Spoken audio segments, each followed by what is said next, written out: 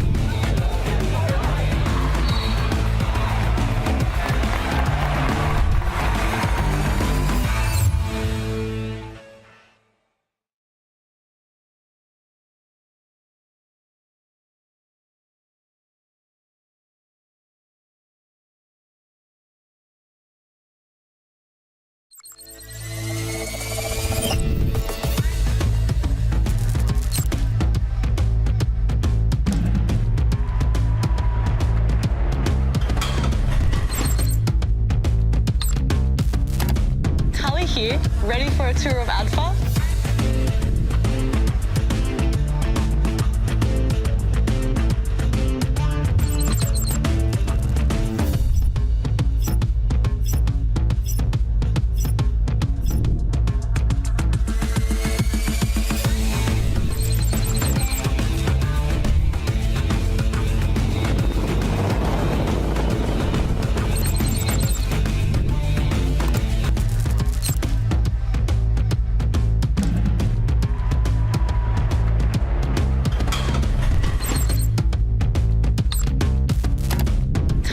here, ready for a tour of ADFA?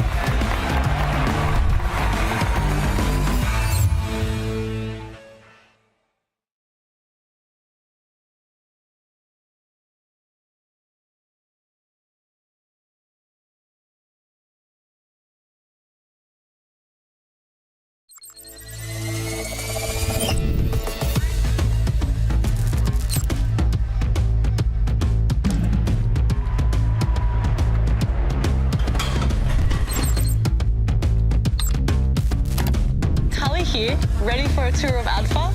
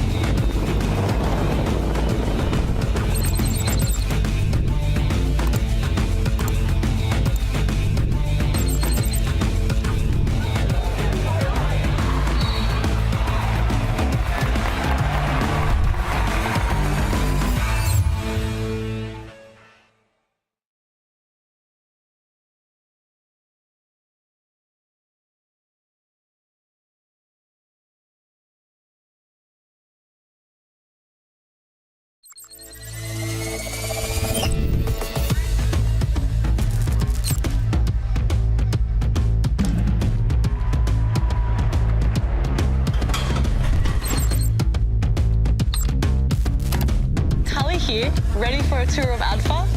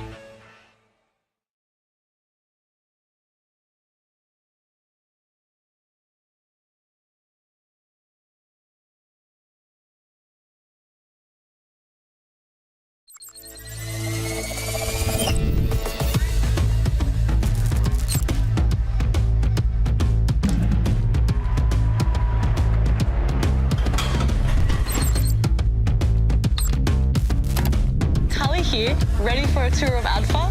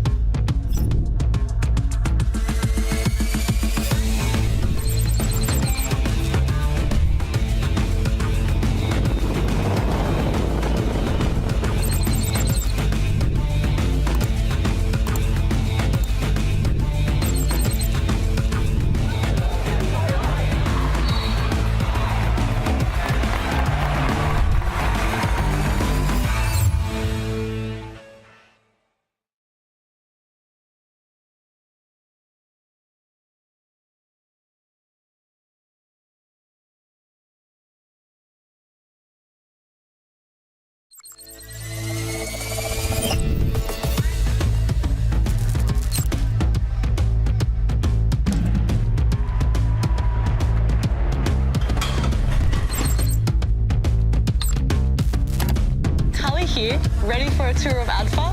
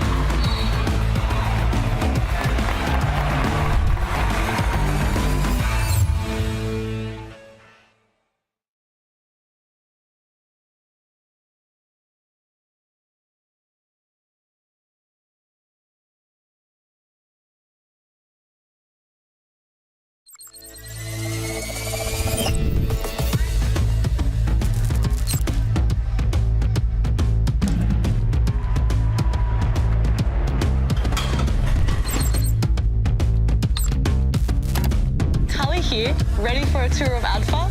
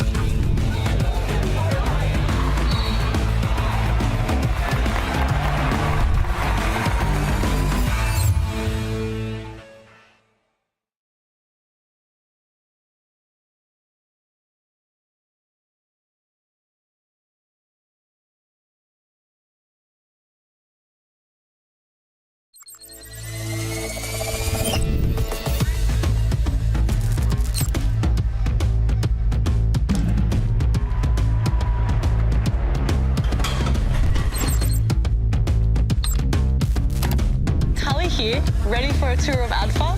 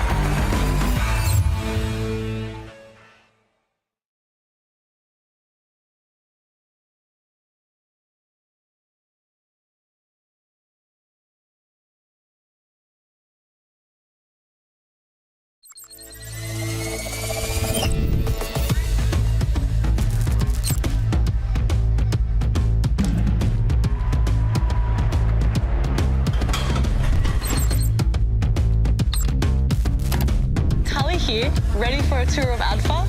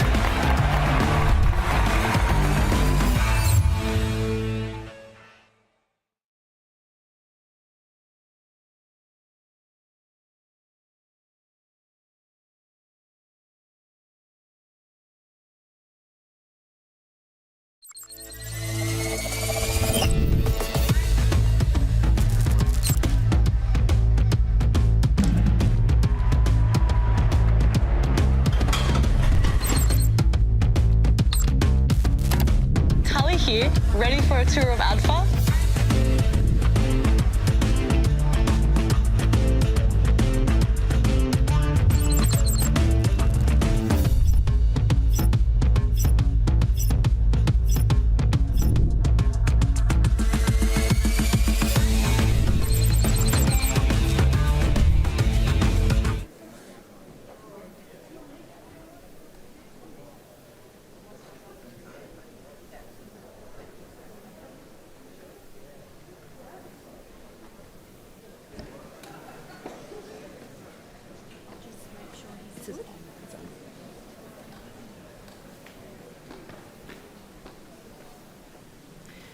Good morning. Welcome to the Australian Defence Force Academy. My name's Lisa. I'm the Chief of Staff here. We'll get started with the first information session for today.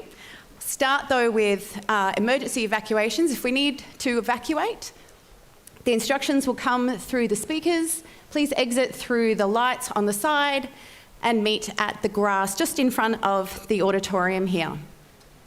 There's still more people shuffling in, so if you can please move across so there's no spare seats in between. Anybody that keeps coming in during the presentation will still have somewhere to sit.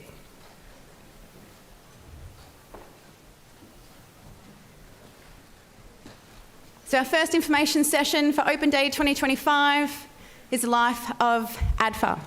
I'll introduce our first speaker, Brigadier Troy Francis. Good morning, ladies and gents. My name's Brigadier Troy Francis. I'm the 19th Commandant of the Australian Defence Force Academy. It's great to have so many people in the audience. I wonder, before we start, if I could just get an idea of who's travelled interstate. Fantastic. And who's interested in joining ADFA? Mate, we're probably looking for 17 to 24-year-olds. There's other pathways for you. Wayne is my best mate, so. But it is fantastic to have everyone here today. We are very much looking forward to showcasing the Australian Defence Force Academy to you. It's our biggest open day. We have over 85 static displays. We've got a huge range of ADF capabilities that we've brought in for this particular open day. So welcome. So what I'd like to do is just briefly talk to you about life at the Australian Defence Force Academy. I'll then hand over to the Rector of the University of New South Wales, Professor Sparks, and she'll talk to you about the university requirements. Before I start, what I'd like to do is show you a video on Year 1 familiarisation training. Now, this is the first 5 weeks at the Australian Defence Force Academy, and it should set the scene for you around our expectations of you as a trainee officer and a leader in the Australian Defence Force. This is a test of resilience and the training that you've been given so far on Yoft. Have all the skills required to do what you need to do in the coming days. So through Yoft, Year 1 Famil training, we're exposing the new training officers that have come to ADFA the initial military experience. So Yoft is important because it's that initial military experience for the training officers that arrive at the academy. It teaches them the core skills that every member of the ADF does when they initially join the service. Leadership Challenge 1 put the trainee officers under stress, physical, emotional and mental, to get them to push beyond what they thought was possible for them, and also honing service values and teamwork.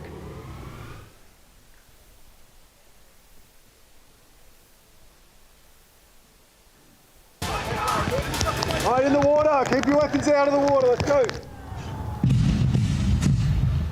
Today marks the completion of initial training for over 360 training officers on parade, including 21 international students representing 12 nations. Here you live, learn, work and strive alongside midshipmen and officer cadets from each of the services and our international partners.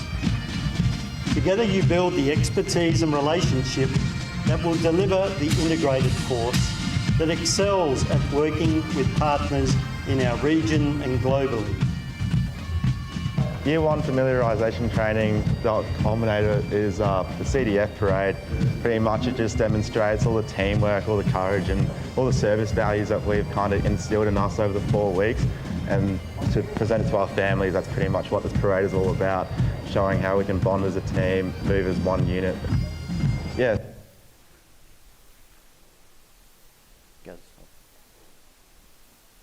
So this is the charter of the Australian Defence Force Academy. We provide a balanced and liberal university education.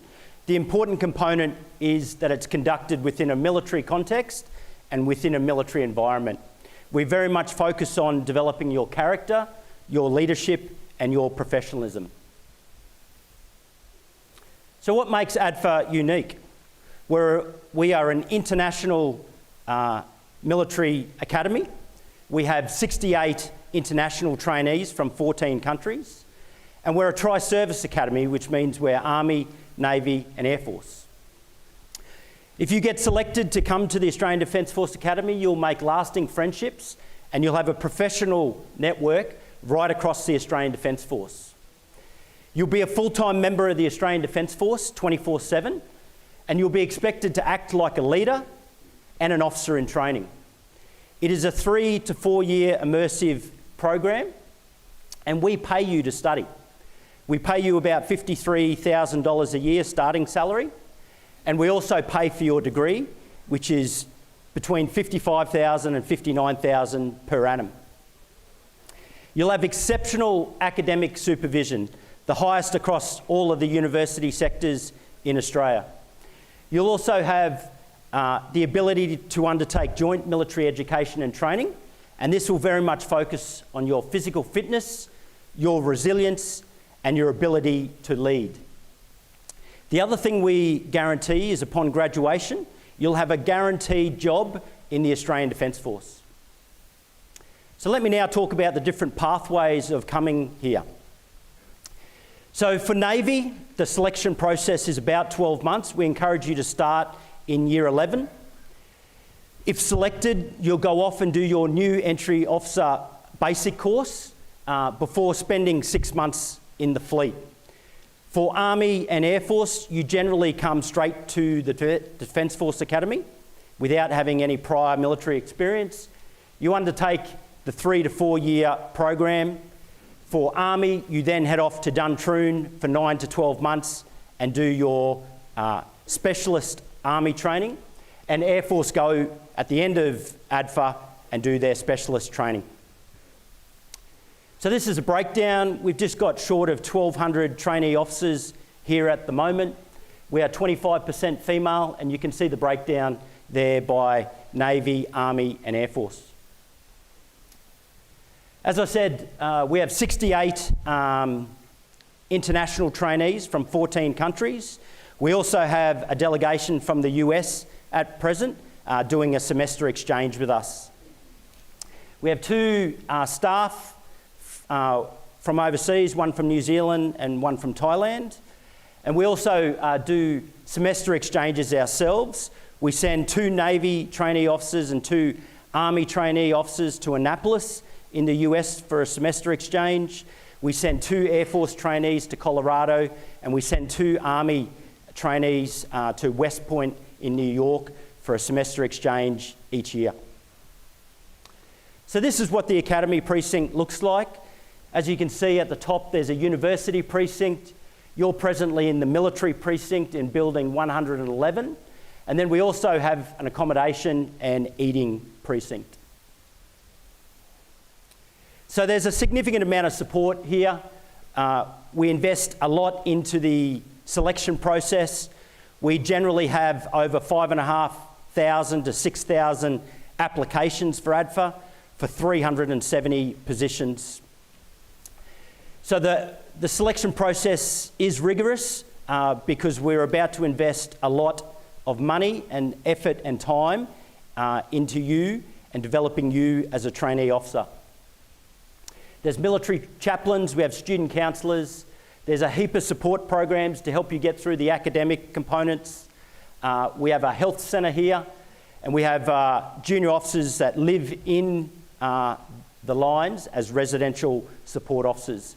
We have a very rigorous mentoring program, and then for those families coming from interstate, we have a ADFA sponsor family scheme which sponsors our first year trainee officers with families from the military or Australian Public Service that are stationed here in Canberra. We have over 20 sporting clubs. We have something for everyone. AFL and rugby are our biggest clubs, but we also have many other sporting clubs, and they'll be on display for you today. There's 20 voluntary extracurricular clubs, or VECs, ranging from outdoor clubs, theatre, military history, and we also have our own band. Each of these clubs have a military supervising officer. So let me now talk about Year 1 familiarisation training. It's the first 4 weeks whilst you're here at ADFA. Week 5 is the Chief of Defence Force Parade, which I showed you on the video. It is a mentally and physically intensive training period to welcome you into the Australian Defence Force and to teach you our values and our standards and our expectations.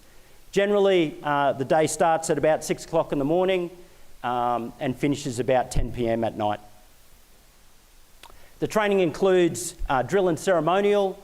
There's a very big physical fitness component. You do an initial fitness test on arrival here. There is a number of lessons we teach you about how to maintain your room, even how to wash and iron, which is a valuable skill for many young people to learn. We also teach you about the mess customs and traditions. We do weapons training, and then there's a small component of field operations. We do limit your access to your phones during this period, and you won't be able to leave ADFA during this period. We also have a 48-hour to 72-hour leadership challenge. It's a military exercise which tests your leadership, your resilience and teamwork. And at the conclusion of this, prior to the CDF parade, you are awarded your Australian Defence Force Academy patch to welcome you into the Academy. So Year 1 familiarisation training, it is a big milestone. We do have a very big parade at the conclusion of that. This year's parade, we had an F-35, 2 F-35s fly over as part of the parade. We have about 1,200 people on parade. So it's one of the largest parades conducted here in Canberra. The parade itself is live streamed around the world. What I wanted to end with is if you are selected here, our success rates are higher than any other university in Australia. We graduate 72% of engineers with honours. 97% of our graduates graduate on time, and 90% of the people that we select that come to the Australian Defence Force Academy have a career in the Australian Defence Force. Thank you very much. Once again, welcome to the Australian Defence Force Academy. We hope you have an amazing time today. All of our trainee officers are out there ready to answer your questions and engage with you about life at ADFA. I'd now like to hand over to Professor Sparks, the Rector of the University of New South Wales.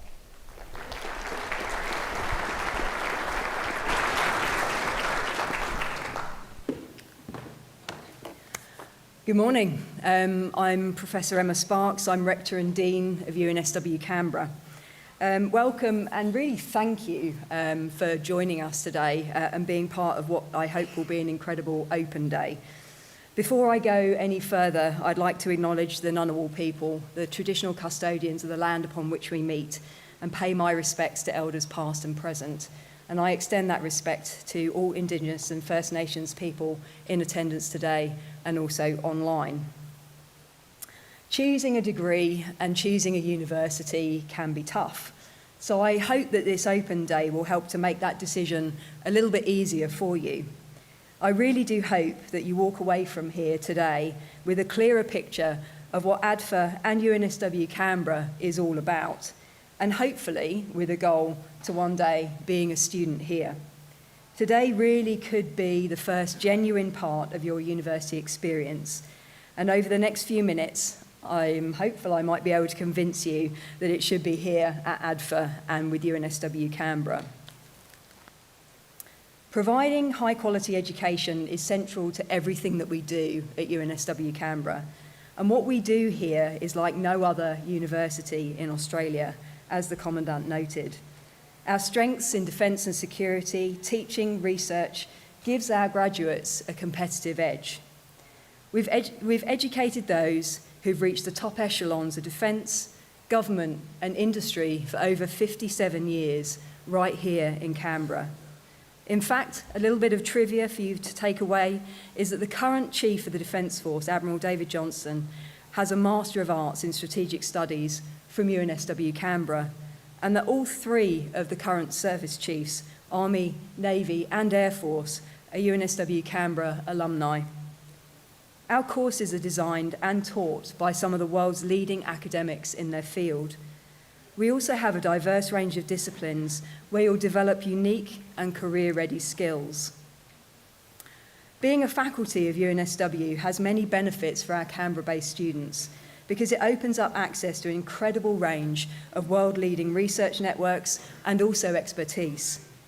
UNSW is ranked first amongst all universities in Australia for research excellence and impact. And recently, UNSW was ranked as 20th best university in the world. And yes, that is the world, not just Australia. Every degree and every course that we offer is designed and delivered so it provides you with the knowledge and skills that are useful in the real world. As you work your way around the campus today and visit each of our schools, you'll see that we offer a wide range of degrees, all designed to have you ready and prepared for the job that you step into after you complete your degree. With UNSW Canberra, you'll be challenged to push the way you think about people, places, and cultures. You'll be given the opportunity to thrive in an open, supportive, and inclusive community that encourages and celebrates your difference. And you'll enjoy the lowest student-to-staff ratio in the country. This means you benefit from smaller class sizes, more interaction with your teachers, and better support services. UNSW Canberra encourages lifelong learning. No matter what point you are in your career, UNSW can help you to build your knowledge and skills.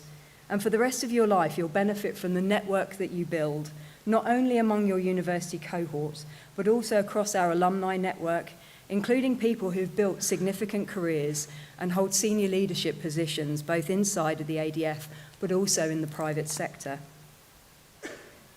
UNSW Canberra has been preparing future leaders since 1967 as the official education provider for the Australian Defence Force. We are very proud and privileged to be the only national academic institution to be integrated with ADFA. And it's this long partnership with Australia's Defence Force that makes us unique. For decades, we've specialised in delivering high-quality undergraduate and postgraduate courses in all areas relating to military, strategic and defence studies. Our defence partners are crucial to protecting the security and safety of Australia and our allies, and this is something that you can take advantage of being a student with us. Everyone at UNSW Canberra is dedicated to supporting you and helping you succeed through your university studies. We work closely with the ADF to ensure all students have the best possible access to support across their academic and military obligations. We offer ongoing support classes and workshops, as well as one-on-one consultations for students with our team of academic support staff. We even deliver mathematics, physics and English benchmarking to determine the level of support that students may require in order to achieve success. And our student counselling services are available to all students, and there are many opportunities for students to seek health and wellbeing support and to be part of a close-knit and supportive student community. Although UNSW Canberra ADFA is different to other universities in that most students are undertaking military training alongside their university work, we're always trying to make sure that the university experience is fun, productive and safe. Just like most other universities, we hold many events across the campus, whether it's orientation activities, garden parties, live music, study week events, community month activities, as well as wellbeing, equity, diversity and inclusion events. You'll have a personal, supported student experience here at UNSW Canberra, like no other university in Australia can offer.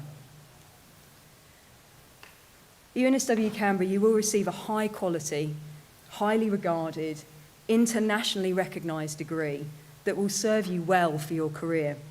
I encourage you to see the team outside Student Services stall in the expo as part of this foyer of this building, and they will be able to supply you with information about the application process. And also to get more details about the individual courses, I really recommend that you take your time to visit each of the UNSW Canberra schools today that are spread across the campus, and they'll be very, very happy to provide you with all of the information that you need. So thank you for coming today, and I really hope to see you walking around campus as a student at some point in the future.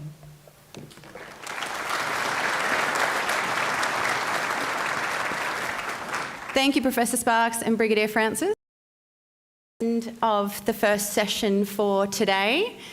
QR code on the screen here is for any questions for the 10 o'clock panel, which is coming up shortly, which has current trainee officers talking about life at ADFA. Pop in any questions for them. We'll have some of our leadership team stay here for the next 10 to 15 minutes. So if you've got any questions, please come down and ask. And we'll see you at the 10 o'clock session. Enjoy your day.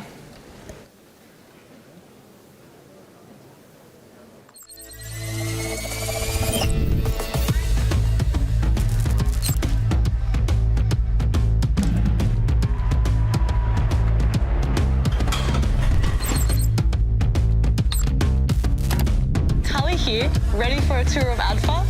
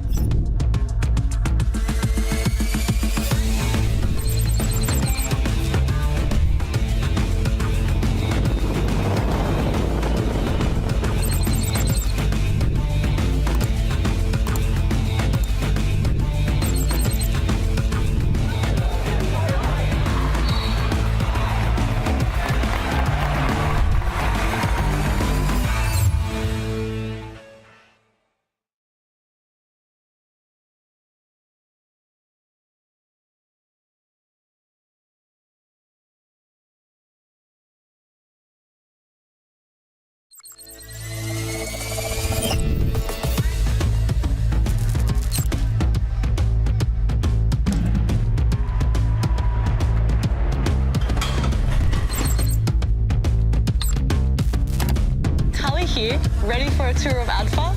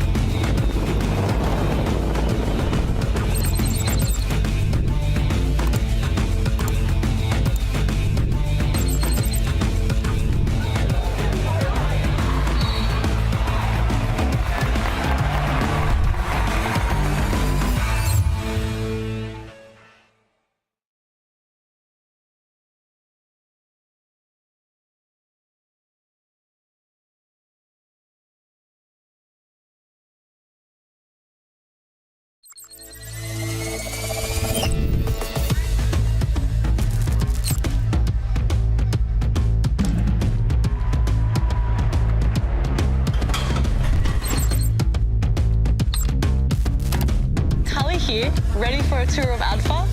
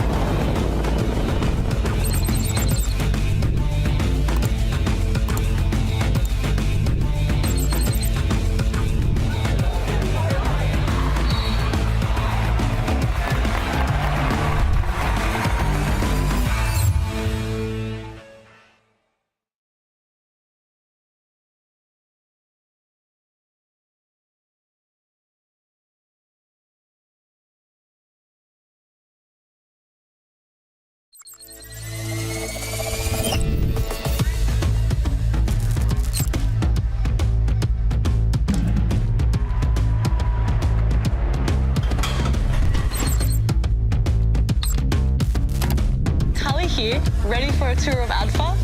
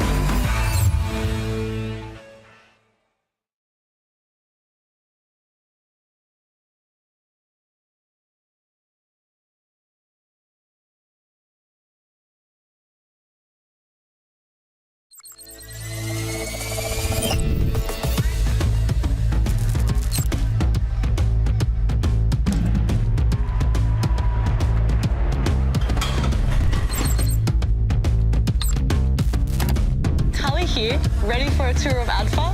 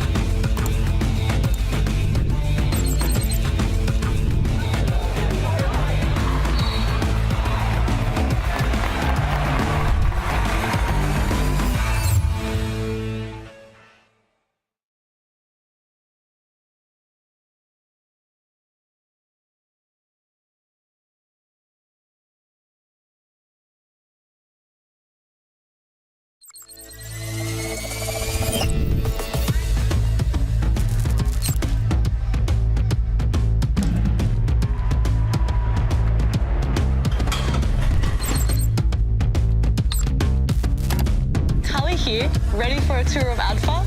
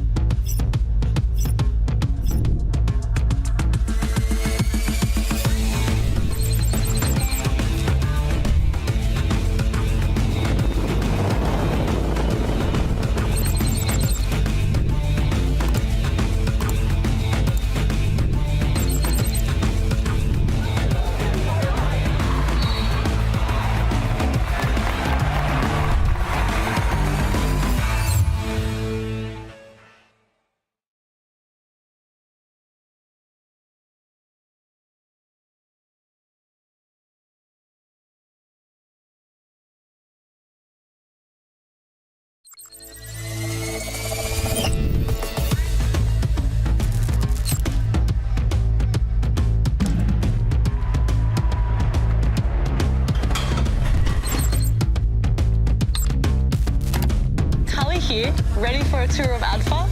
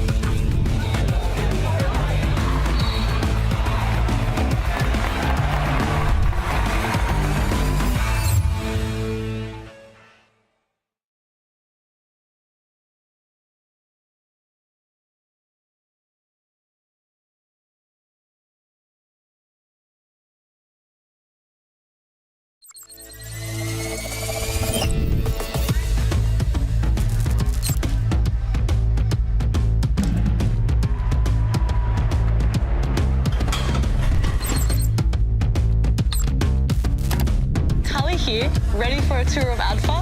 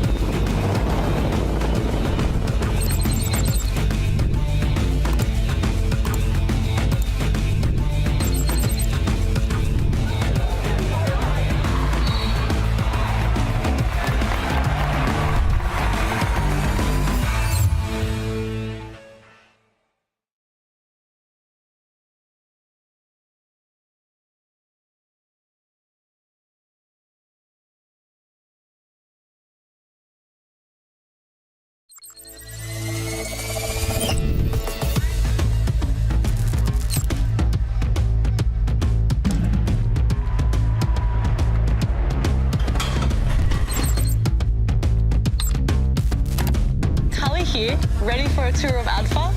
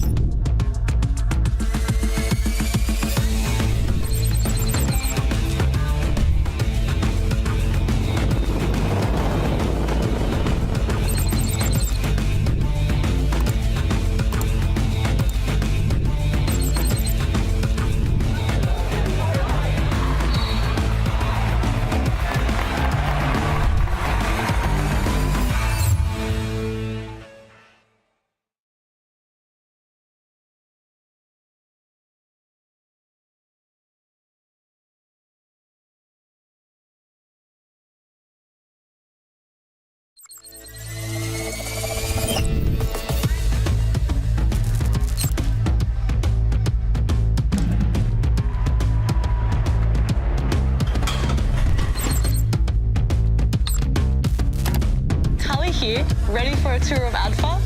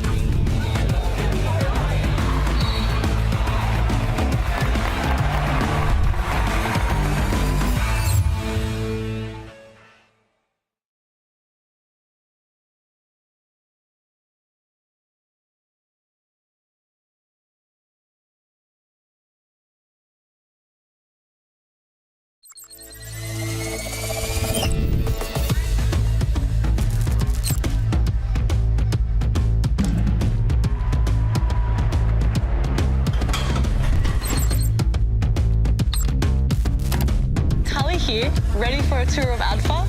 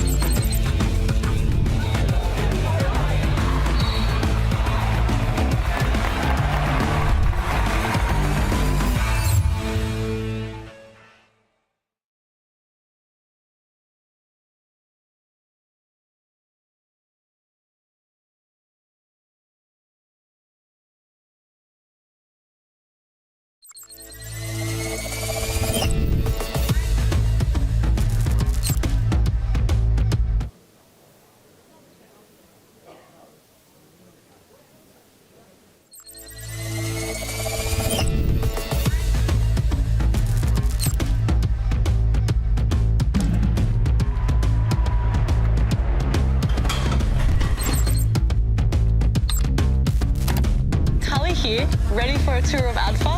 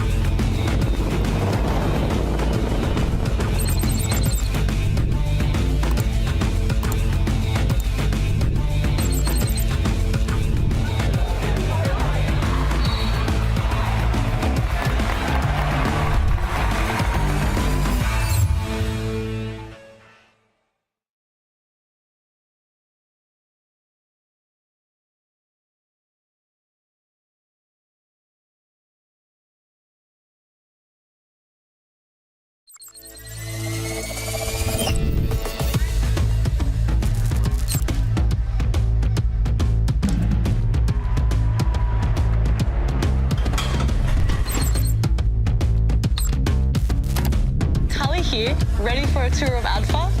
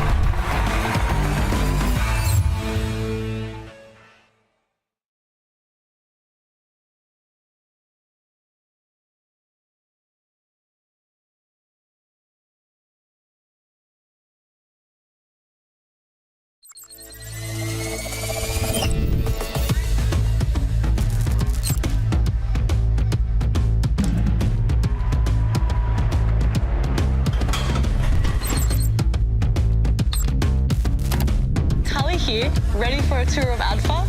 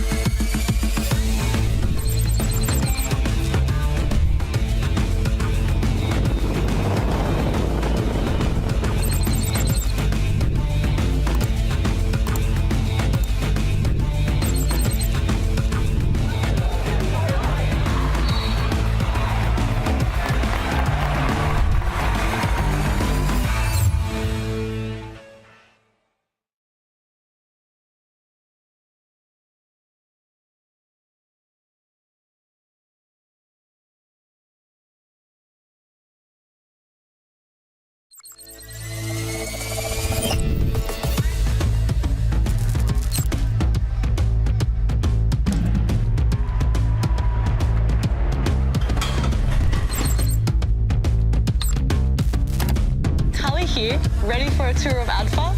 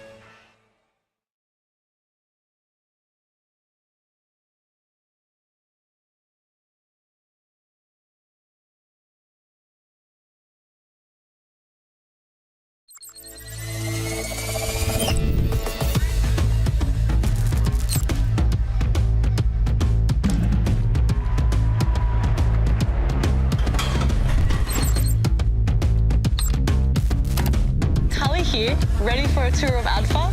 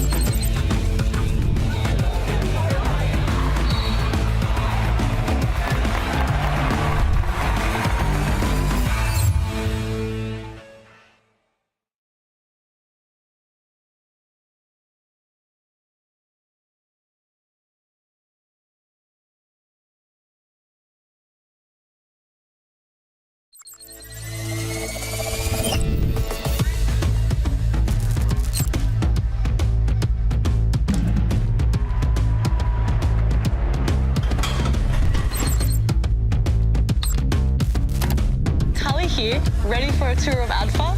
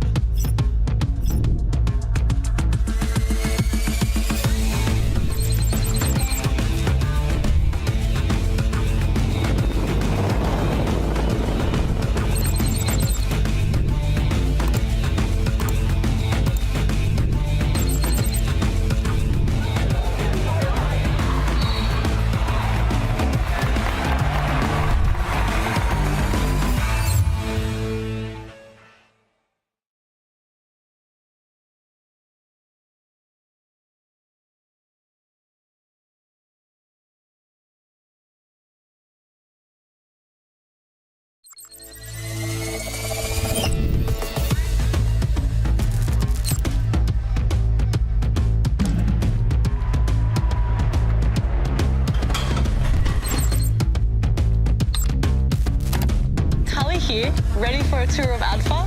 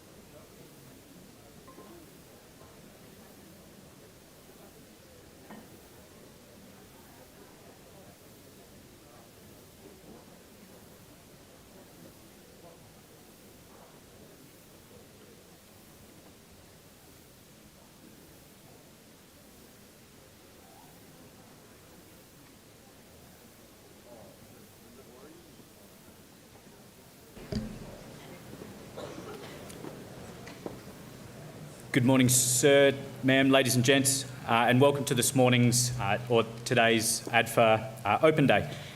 I am the facilitator for this morning's panel, Major Jim Clark, and I'm Officer Commanding Echo Squadron here at ADFA. What I'll outline now is, I guess, the way that the panel will be conducted. And the way that we'll look to do this is through the use of the Slido code, as you see on the screen behind me, which you can access through your phones, where you can present questions to the panel anonymously. Alternatively, if you'd like to stand and ask a question, we have two members with microphones that will be roving, that will be able to bring your microphone to ask of the panel in front of you.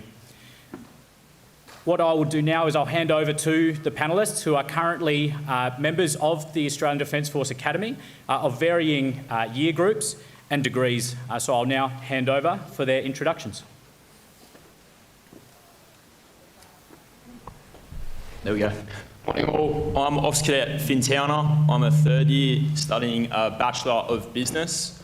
I'm a General Service Officer and I currently hold the position of Deputy President of the Mess Committee. Yeah, good morning. Whoa. I'm Officer Cadet Evie Bracey. I am in Echo Squadron, a third year. I have appointed to be an Air Intelligence Officer and my position is Echo Squadron Cadet Captain. I also do Bachelor of Arts, majoring in politics and business. Yeah, morning all. I'm Midshipman Ethan James, studying Naval Architecture here at ADFA, and I'm a third year and hoping to go into the Navy as a Marine Engineering Officer. Good morning, I'm Officer Cadet Alana Delaney. I'm a third year studying a Bachelor of Business, and this year I'm the Academy Cadet Chief of Staff. Good morning everyone, my name is Officer Cadet Emily Buchanan. I'm a first year at ADFA in Foxtrot Squadron and I'm studying a Bachelor of Business. Thank you very much. So the way that today will work, as opposed to being up here presenting their experiences, it's designed to be, I guess, interactive or questions from the audience. That will get, I guess, answering the questions that you as an audience have to get the best outcome that might support either yourself, children, relatives, friends or family that may be interested or considering joining the Defence Force Academy. So if there are any questions from the audience, please feel free to raise your hand. Otherwise, we'll start with some of the questions within Slido. The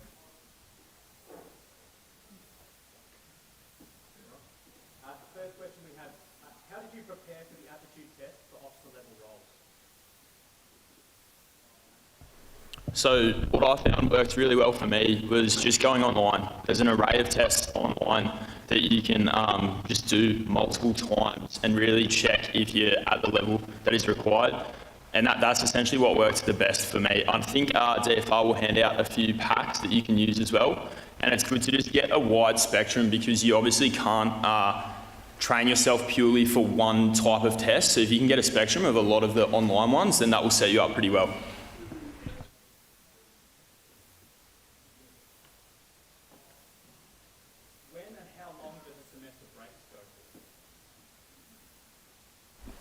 Yes, that actually varies. Some mid-semester breaks will often go for about 2 weeks. There's a big break at the end of the year that goes across Christmas and through January before Year 1 familiarisation training starts. But sometimes you will have single service training in those blocks that can take up a bit of the time. You do get breaks though here, but it's also important to use some of those opportunities to look at your military profession and get back to your service. So as Evie mentioned, we have single service training blocks. So in the Air Force, this is only 1 to 3 weeks placed once a year. For Army, this is quite different. Finn or Amity could probably speak on that. They do a lot more training blocks. So those uni leave periods are not necessarily leave for us. They may be for single service training or for our cohort training, but we do get a fair bit of leave as defence members, that's for sure. Yeah, so as in my year 1 this year, so far we're heading up to our third break. And so both the first 2 breaks, so the first break we got the full 2 weeks off, and then the middle break we did 1 week of training, and then this next break we do 1 week of training as well. But we still do get 1 week of holidays, which is definitely worth your while and plenty of time to rest and reset before getting back into uni. It's probably a good lead into the following question of how often do you get to see family? Yeah, those breaks are a great opportunity to go see family, so you'll get a fair few of those a year. I'm personally from Canberra, so I go home, see family on weekends, and it's pretty easy, but I know even if you're from Sydney or nearby areas, you're allowed to leave on weekends and go see family, especially those public holidays like Easter, Canberra Day. You definitely get plenty of opportunities to go home, see your family.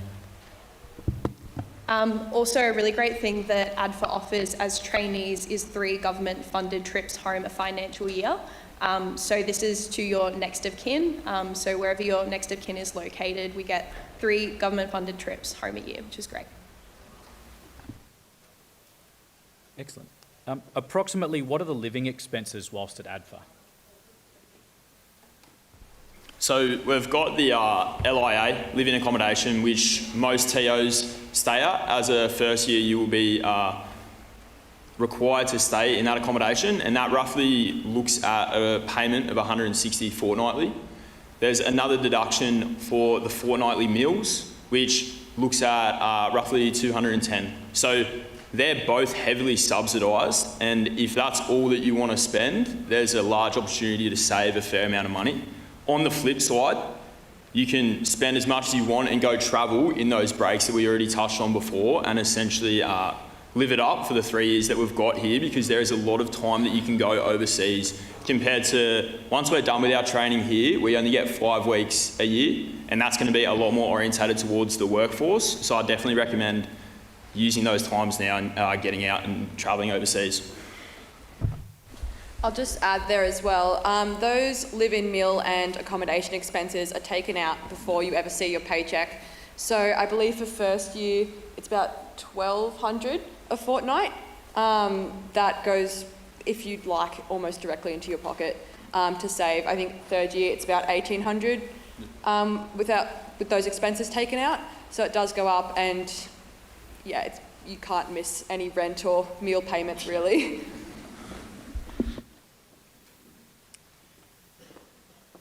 When it came to officer selection boards and through that process, do you have any viewpoints on what you felt you did well to prepare for the officer selection boards? So being the most recent one, so I guess I've gone through them. I think one of the main things for me was, taking a look obviously on the DFI website, knowing about your service, but I think another main thing is knowing about yourself, really understanding your strengths and weaknesses, and understanding why you want to join the Australian Defence Force was something really vital to just have well established in your mind when heading into those OSBs, and just being yourself, generally not trying to be someone else or be who you think they want you to be. Really taking that time to know your strengths and weaknesses, and just express who you want to be and why you want to join the Defence Force. I'd like to add as well, what I find to be very valuable is speaking with people currently in service. So whether that's through some family connections, I know there's a lot of those that occur here, or going through DFR and being like, can you put me in contact with someone in the job role that I want to look at? That will definitely set you up, because then you can speak specifically to that job role, but it will also show you the commitments of what is actually required of you. Are there any questions from the floor? Yes.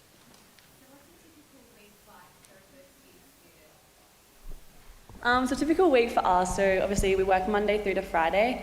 In the morning we have 3 hours of joint military education training. This arrays from things like we do PT twice a week, which we do in our squadrons down at the ISC or out on the ovals. And then we also do a range of briefs, and then we also have inspections on Friday mornings, which is always very fun. And then from 1000 to 1600, it's your uni day, so you go to your tenure uni classes, and then post 1600 or whenever your last class is, any of your sporting commitments or any other commitments in the afternoon, you attend those, and then time is yours from then on out. I will just caveat that saying from 10 till 6 it will vastly depend on what degree you do as to how many hours you're working. So as an arts student, I do about 14 or 15 hours of in-person contact time during the week, and then additional study on top of that. A really great thing about that too is if you have breaks between uni classes, you can go use any of the facilities on the garrison. So whether that's going to the gym or the library, that time is your own to go do those things or study, which is a really, really great experience. Yeah, in terms of the entire week as a whole, like you've also got your weekends, which most of the sports and Vex will have something on as well. So you can go play footy, go play soccer, or go participate in stuff you want to do. Thank you very much. When it comes to uniforms at ADFA, do you wear your uniforms throughout the day at classes on weekends? Yep, so we don't wear these uniforms every day, but we do wear our polyester or service dress equivalent uniforms Monday through Thursday. On Fridays, similar to like a casual Friday, we wear our CAMS uniform. So yes, you wear them to all of your uni classes and any of your defence or military commitments. I'll touch on, no, we do not wear uniform on weekends. You are able to get into some comfortable attire. Do graduates get the opportunity to choose where they would like to work, or does the ADF assign them to specific locations to the best of your understanding? So it's a bit of give and take. There is an array of line them up, but there's also preferences that you can put in. So looking at the major bases, there's usually some that have a lot of attraction and some that don't necessarily have that much attraction, but it just varies on your personality.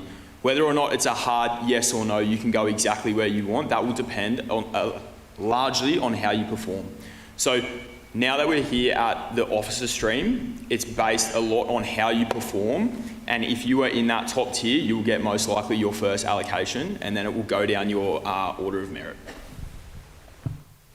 There are certain locations, particularly in the beginning of the year, that you do have to go to. So ADFA being one of them, have to go to Canberra, unless you go direct entry. But then there is also, so for me on course next year, when I learn to become an intelligence officer, I will have to go to Edinburgh, just outside Adelaide, and I'll have to go to Canungra as well. Thank you. Do you do military training during the learning periods at university? As was mentioned before, that initial 3 hours in the morning, so it's from 7 o'clock to 10 o'clock, we have our joint military education training. And so uni is very separate to that. That's from 10 till 6. So they do dedicate that individual time in the morning just for the military training component. I will just quickly add on to that. There is certain things, like we have our WETS facility, which they do throughout the week. So they're like our practice shootings, which tend to be during the working hours, but that's just to attend those when you're not in class, which is a really cool opportunity that you do get to do during the day as well. What degree would you recommend for someone who wants to be a fast jet pilot? So we don't have any pilots on the panel today, but I did hear recently they are looking at making more maths a requirement for pilots. So I'd say probably, I know a lot of my friends, to better set themselves up, have done a BTEC degree, so a Bachelor of Technology, is it? Yep. Yeah. Or an engineering degree, purely so that it sets them up for 1 FTS and 2 FTS when they immediately leave ADFA. Obviously, not... Did you want to speak on that, AJ? So with that BTEC degree, that's just the first 3 years of an aeronautical engineering degree. So I know most of my mates who are trying to stream into pilots have really valued that 3 years just to get a bit of technical knowledge, and they really enjoyed it. The other alternative is you can do science and major in aviation, and that's also a great alternative to the BTEC degree. You can actually do, I believe, arts and business as well, but in terms of setting yourself up, it will help you prepare for course if you do look at a Bachelor of Technology or a science major in aviation. Thank you, and I'll hand over to... Thank you. Does the ADFA have an official policy on the expression of political or social activism on campus? And are cadets insulated from such views which may intrude upon their ability to focus on their training or indeed the commander's intent? So I guess, does ADFA, did you hear that one, Finn? Yes, so is there a policy on expression of political views as training officers at ADFA? And apologies, the remainder of the...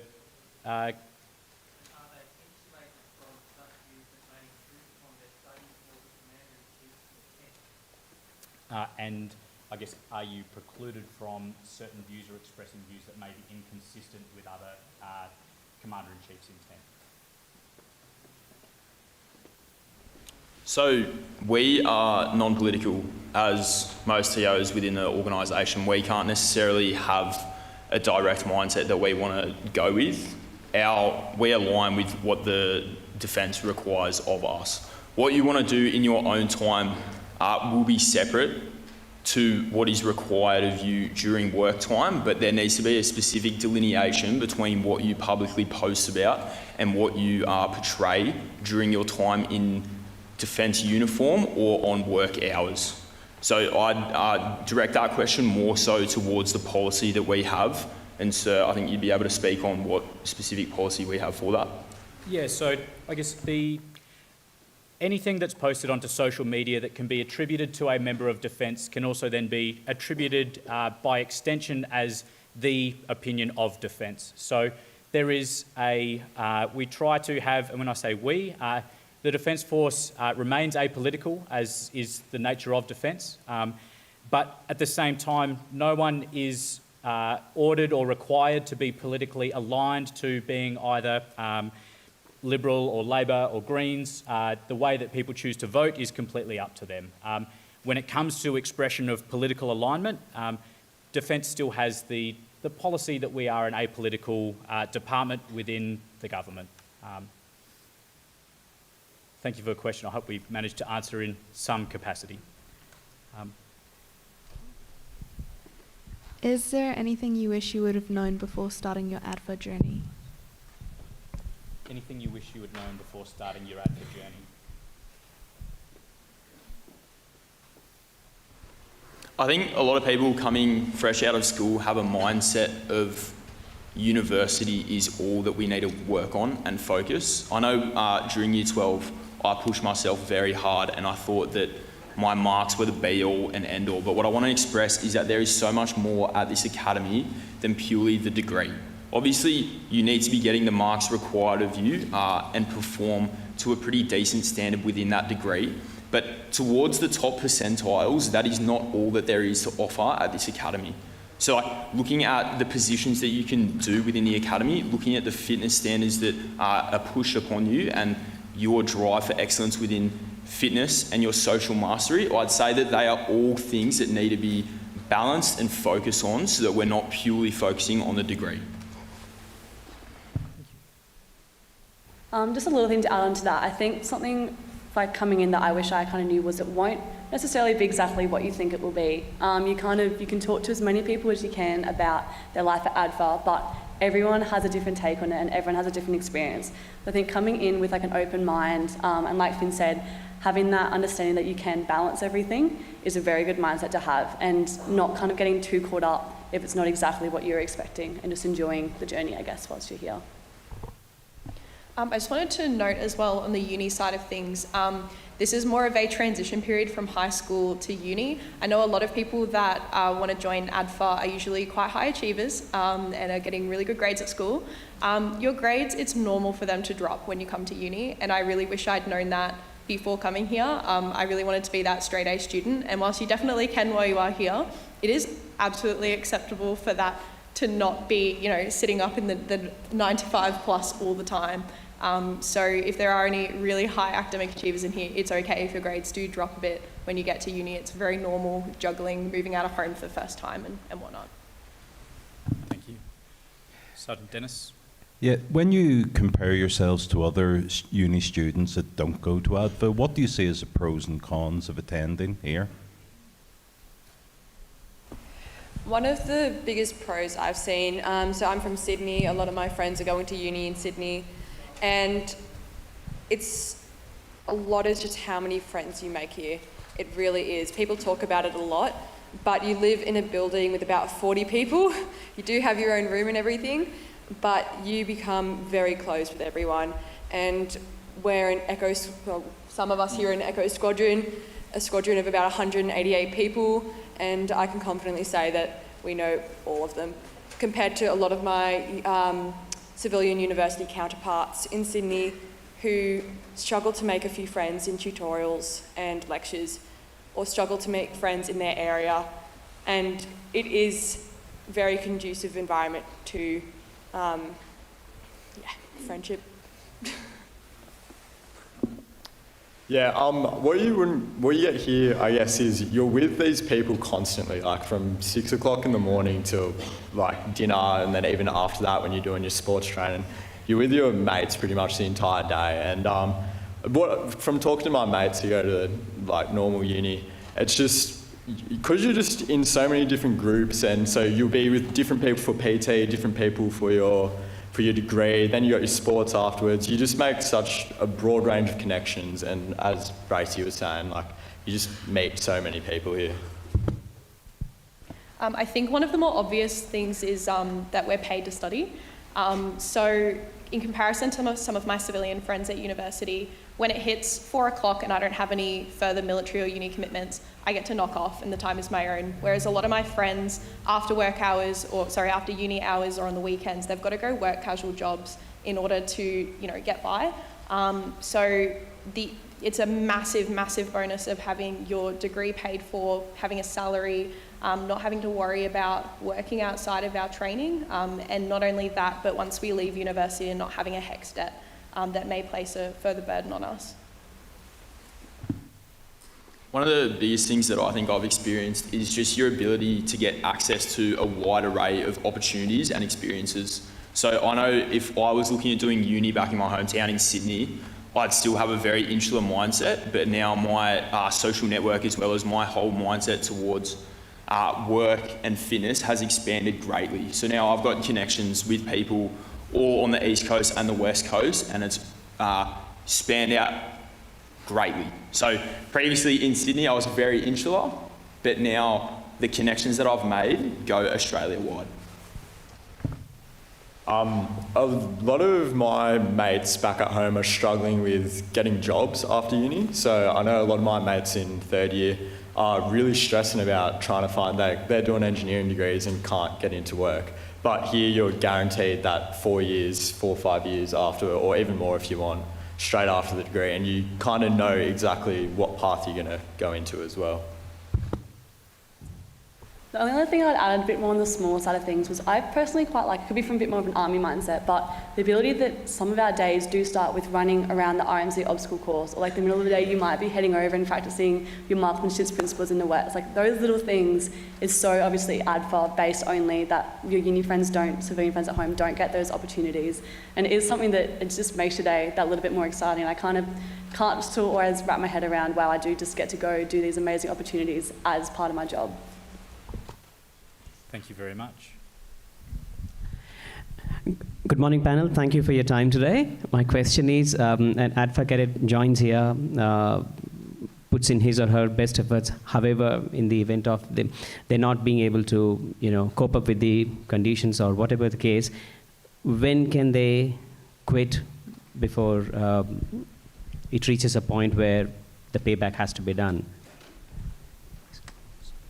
Sorry, was the question about kind of a grace period, like how long you have to discharge? Is that correct? I mean, during the graduation time and the military training when it's happening simultaneously, if cadet finds it too difficult for him or her and wants to decide to quit ADFA and go back to home and do a university degree as a civilian, because government is investing money in every cadet, so what is the time frame before a cadet can make a decision and go back home without having to pay for what has been spent on that cadet? Thanks. So there definitely is lengthier process for discharging from defence. However, at ADFA we have a 2-year grace period. So up until the end of your second year, you can put in your paperwork to leave defence or transfer services, jobs and whatnot. Yeah, it has definitely happened before, and it is possible if you find it's not the right fit for you. I'll just add on, with the Navy, you do a year beforehand doing Navy training before coming ADFA, so you only have that first year at ADFA to decide whether this is for you or not, because you've already done those 2 years of service by the end of your first year. Thank you. Up the back.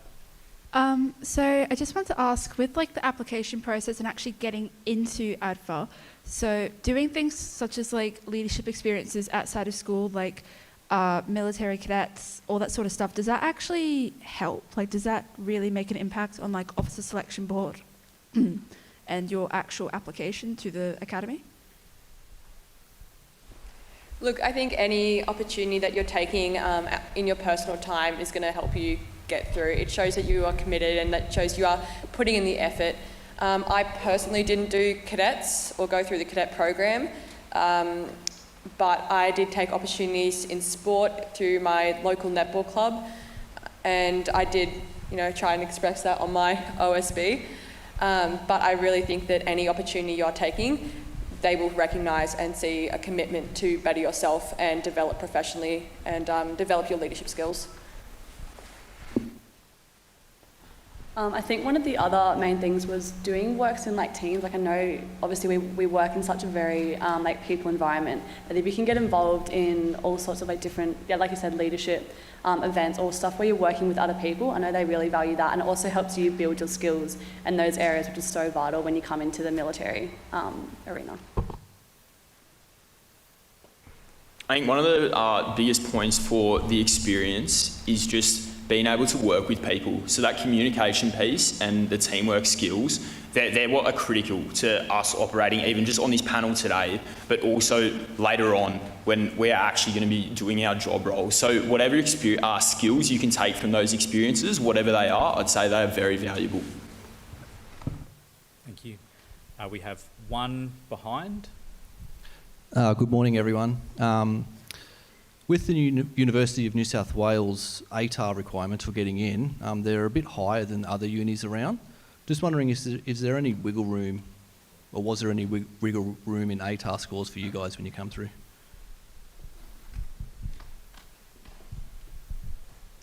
I'm not aware of any like wiggle room that they had personally for my application.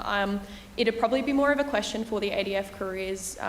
Sorry, not the ADF careers, the UNSW stalls out in the foyer. They'll probably be able to tell you more about the ATAR requirements. I know there are some bonus point aspects that you can hit on. So yeah, once again, we're not like specialists in this, but I'm pretty sure some of the rural areas and some of the, like if you've been a sportsman previously, some of that can get recognised, but there definitely is a bit of a wiggle room.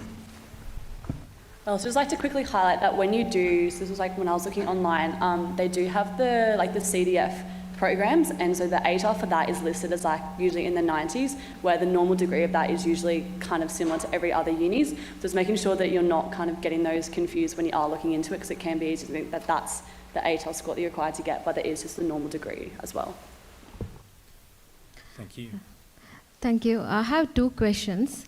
One is like, what opportunity do we have, for the kids who want to be on the health side, especially like, physio, psychology, medical, whatever. I have another question, to be in that position, when did you determine that you want to study in ADFA? Because it needs a lot of dedication and determination to be there to be in a place where you are today. So I just want to know, when did you decide in your lifetime that you want to study in ADFA?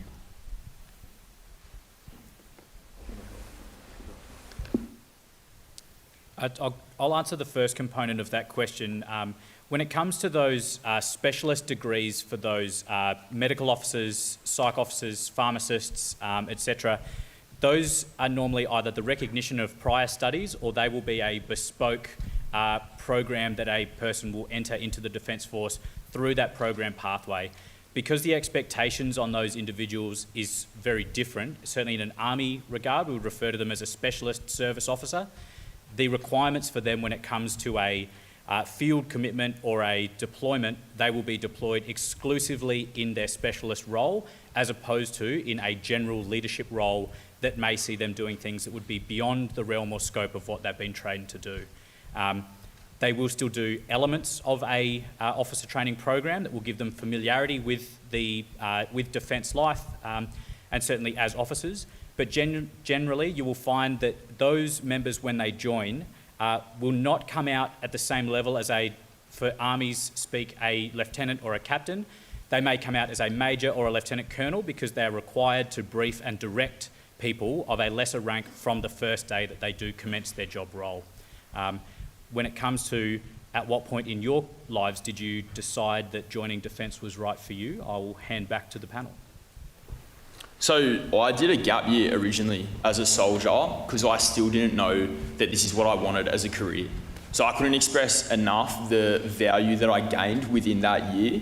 And then I extended it for another year, and within that second year I decided, yes, that I wanted to push myself a little harder and look at the academy as an option. So I wasn't like within the age of 10 always being like Army is the way that I'm going. It was generally in year 12, I was like, uni could be a pretty cool option, but I don't know if I want to tie myself to a degree that I don't necessarily know if I'm all the way in on it. So I looked at the gap year to gain some pretty good experience, and then I decided, yes, defence life is what aligns with my values. Yeah, I decided pretty late on in terms of high school. I think it was probably partway through year 12. So I ended up taking a gap year, just like regular no defence gap year. Yeah, but it originally came from my mum, who used to serve in the Air Force way before I was born. In fact, I used to say to her all the time, no mum, that's not my thing. I'm never going to end up in the Air Force. There's no way. And here I am. So yeah, once I started talking to her about her experiences and other people that she served with, it was apparent to me how incredible this experience is. So that kind of pushed me to that direction. But it's definitely okay if you find out later on in high school and haven't been able to apply a bit earlier. You can take that gap year and come in a year later as well. I'll hand over. Hey guys, thanks. Can I just talk to the first year of Navy training? So the year of deferment, and then what happens during that year? What happened during NEOC? So you do NEOC, which is the Navy Entry Officers course down at Jarvis Bay, and so that goes for 6 months. So first 4 weeks there, you're in your main basic training, so no phones. No, you're just going through basic military skills.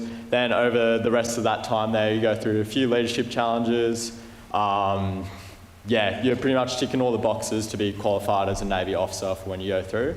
That next 6 months is called your no-yo time, so it's Naval Officer Year 1, I believe. And what that is you get posted to a vessel or a shore establishment. So I, for example, was very lucky. I got posted to HMS Adelaide, and I got to then travel through Southeast Asia on IPE, which is like one of the regional deployments we do. So it was a really valuable experience for me, and I really valued having that year before coming to ADFA, because especially the Navy, it made me understand that I actually wanted to do what I was signing up for. Whereas I can imagine coming into ADFA having no clue what your actual job role is would be very daunting. So that first year of the Navy was really applicable to me, and I really appreciated it. I just want to find out, I guess, your take on, from a cultural perspective, inclusivity, and how inclusive you find ADFA, particularly as it relates to neurodiversity and how welcoming it is for people with differences. We've got people from all over the country at ADFA. There we got there. Yeah, so we've got people all across the country here, and we need to recognise that there are so many different people within the country that end up funneling into this academy that all are different. Those differences are all appreciated and respected. So I know that some of my downfalls in recognising the differences in people have been enhanced through being exposed to some of those different types. I couldn't express it enough that this is a place where it funnels together all the different types of nationalities that we have within Australia, and it enables us to recognise what we have and essentially enable us to work together for a future. I'd also like to mention that we have a lot of international trainees here as well. So we get to kind of learn from them, their cultures from their home nations, which has been honestly probably a highlight of being at ADFA for me. I know I've got someone from Malaysia and from Thailand that have been in my divisions throughout the year, and it's been incredible getting to know them and their cultures and their defence forces as well. I'd also touch on there are opportunities with extracurricular clubs such as the Sisters in Arms, which Evie Bracey is a proponent of, that do bring people together that may have diverse backgrounds, whether that's from a gender, sexuality, race point of view. At the end of the day, defence is about building capability, and capability through diversity of thought, diversity of individuals is one of the key drivers and motivators for achieving that. Whilst we do march in lockstep, and pun intended, a part of that is because there is still an inherent discipline requirement for a defence force, but where we are able to achieve depth of capability, that is through having and including diversity in everything that we do. The defence force of today is very different to the defence force that I joined 15 years ago, or that many people in the audience or that I work with here joined 20, 30 years before that. It is a very, very different place, and when it comes to inclusivity, it has never been a better time to be part of the Defence Force. A question over here. Could you just speak more about the joint military education training and how much each session varies from each other?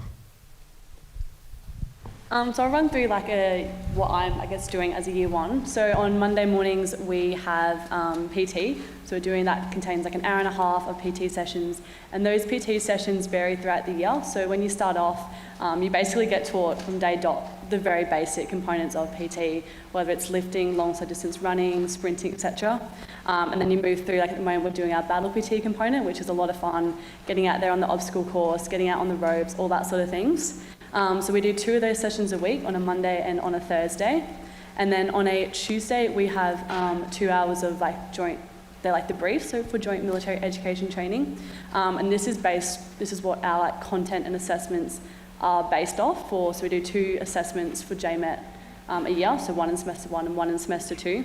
And that content varies from we've been doing air warfare, land warfare, space warfare, all different sorts of military-based training. And then we also get VVIP briefs on Wednesday mornings as well. And then on Fridays there's obviously inspections. At the moment, as we prepare for our upcoming drill competition, we're also doing drill on a Wednesday morning in our squadrons. So that's another part of it. Yes. Yeah, Wednesdays is also DO's hour. So you, as part of Foxtrot, we actually have this buddy system, so we actually get to go out with our third year. Unfortunately, none of these people are from Foxtrot, but I get to go out with my third year, catch up with coffee, and kind of debrief about how I'm going at the moment as well, which is a very valuable part of that JMAT program as well. Thank you. Up the back. Just a question around competitiveness for entry. Is there a capping at the various degrees as to how many can enter each course? I'll take that one, from a staff perspective. So there is, the main reason that it is capped is our live-in accommodation. We don't have the ability to increase room availability on base. So at the point that we then are looking to exhaust our live-in accommodation ability is where we would then have to start capping or turning people away. One of the benefits we've had at the moment has been that we still have rooms available. So we are able to take on additional, but in the same token, once the UNSW side reaches a capacity for a degree pathway or a subject, there is still a line in the sand that occurs there, which is no different to a civilian university where at some point there has to be a line that we are unable to now continue to facilitate the education in that particular stream. I have 2 questions. One, In the previous presentation, it was mentioned that the day typically begins at 6 o'clock in the morning and ends 10 p.m. But what I've understood with panel saying that the uni actually time ends at 4 o'clock in the afternoon. So is there anything that has to happen from 4 o'clock to 10 o'clock, or is it just the cadets' time to prepare for the assessments, complete their homework, and do other stuff? Yep, so our day does start at 6 o'clock with Revelli, or our roll call time. So that's essentially you go into the common room, they'll call out your name, make sure that you're there, and then you'll continue on with your day. We wouldn't usually on a day-to-day basis go till 10 p.m. That would be in a unique circumstance that we would have some kind of military commitment, like a Lancaster competition, like debating or something in the afternoon. Typically, the work day ends at 4. However, if you have a class which can go any time till 6 p.m, then yeah, that's when you're required to be on base. But if you don't have any other classes or commitments, then after 4 o'clock, time is your own. What I would put in there is that those 06 to 10 o'clock at night would be considered the duty hours, where during that period you could reasonably be expected that if there was a task or something that needed to be conducted, that you would still be considered on duty and able to finish that task. Thank you. My second question is regarding Bachelor of Technology, Aeronautical Engineering. Is there a possibility for us to meet a cadet who is studying this degree, or a professor or a lecturer from the University of New South Wales to speak to us? There would certainly be opportunities to talk to a university lecturer out in the foyer where they have the various schools that are available. Any one of those within the particular school, whether that's the sciences or engineering, they would be able to point you in the right direction to give you that specific answer. I will just add there as well, if you go to the Flying and Aviation VEC, so the Vocational Extracurricular Club, a lot of them are pilots or people studying Bachelor of Technology, majoring in aviation, so they can put you in contact with someone who is at ADFA studying. Yes, sorry sir, just behind you. So during a weekday, you mentioned the hours that you're required to be on the base here.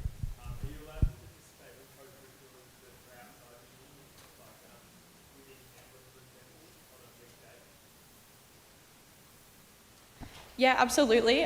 If it's a sport, you do have to get approval to do sport externally to the ADF.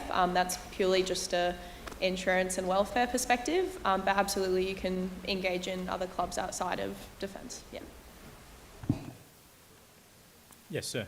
There was a question asked earlier about what are the pros and cons. You all mentioned all the pros, great to hear, but no one mentioned any cons. Are there any cons?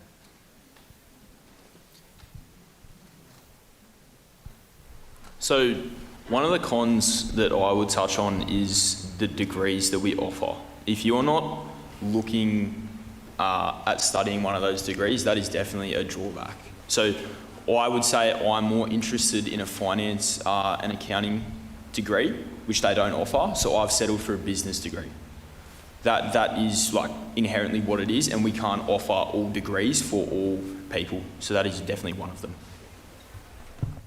I think another one, especially from obviously being here as my first year, is you are away from your family and your friends from home, so it is a big comfort change. Obviously there is all the pros that we said before, everything you do gain from here, but you do lose that sense of my family is right around the corner and I can't quite just get a home cooked meal whenever I want anymore. But again, there is also so many benefits, so it weighs up at the end of the day. I'm just wondering, if you want to get into a degree and you don't get in with your ATAR, can you join one of the armed forces and then maybe down the track try and qualify for that degree? I'll probably take that one as it's sort of, I guess, a bit different. I joined as a direct entry general service officer to the Royal Military College. I don't have an undergrad, but I'm currently studying my postgrad, so I'm currently studying a master's program because of the professional military education that you get, it is recognised through civilian universities. So I have the recognition of prior experience that gives me the equivalent of an undergrad, so that gives me the ability to then study at a postgrad level. You can certainly, once you join and commission, there is absolutely opportunities to study through whilst you are serving and working, and that is something that is pushed certainly in the officer stream, that as a part of the pursuit of excellence, learning and education is a component of that. I just want to say that you guys look really impressive up there, so it's really good. My question is, if you were struggling with a particular subject, what further study support may be available to help you through? Yeah, so the uni is really good. They offer these things called pass sessions. So that's where students who have just gone through that year of study, so for example, if you're doing second year engineering and you're really struggling with your courses, the third year engineers who have just freshly done those courses will offer their time and provide that kind of peer support. And those sessions will run a couple times a week, especially leading up into those more intense periods. And they're really useful because it's your peers helping you out, and because rather than necessarily being a uni lecturer who's known the content forever, it's your students, your peers who have just undertook that content and can give you that fresh look on it. So I think it's really valuable. So that's one of the formal mechanisms that they have for offer, but there's also the informal mechanisms, which are, by nature, we live first year, second year and third year, so you will know someone that has done that degree previously. So you can go through that stream and go through the official measures, which it might not necessarily be someone you know, so someone from another squadron, and there's nothing stopping you from reaching out to someone within your squadron, your building, and just helping them out, which is essentially one of the biggest benefits because of that close proximity that we live within each other. You can have that assistance and it's pretty available. Also, when you first come into ADFA during year one familiarisation training, they do initial university testing. So it'll just be like basic maths, literacy kind of tests. If you are seen to be maybe at risk of falling behind in your degree, they will give you tutoring sessions at the commencement of your degree to kind of close that gap, which is really great. I know for the business and art side of things as well, we have a UNSW team called the All Unit. So they provide assistance for any essay writing or help with assignments. So if I get given an essay question, I have no idea where to start, I can book an appointment with them and they'll talk me through my ideas and how to get started with it. So there's a range of opportunities out there to help you bridge that gap if you are struggling with uni. Up the back. Given thousands of people apply and only a certain amount get accepted, what do you think made your ADFA application successful? Look, I think one of the most valuable things you can do to make yourself more competitive is to, yes, go through as many leadership opportunities as you can, do everything that is available to you, read all the questions that DFR gives you, but you need to show that you are trainable as well. You need to show that you have the ability to be trained and an open mind to anything. So if you don't know a question, say, yep, I don't know, but I'm willing to find out. So that they aren't looking for people that are already perfect. They are training you regardless. And so that is what they are looking for in particular. I would say as well, it is like imperative that you go and speak to someone already in defence. We'll hang around afterwards, I think, as well. We'll be in the foyer, but you need to speak to someone. It shows that you are super committed. It shows that you are reaching out and taking those opportunities. Something our staff always say to us too is be a good human.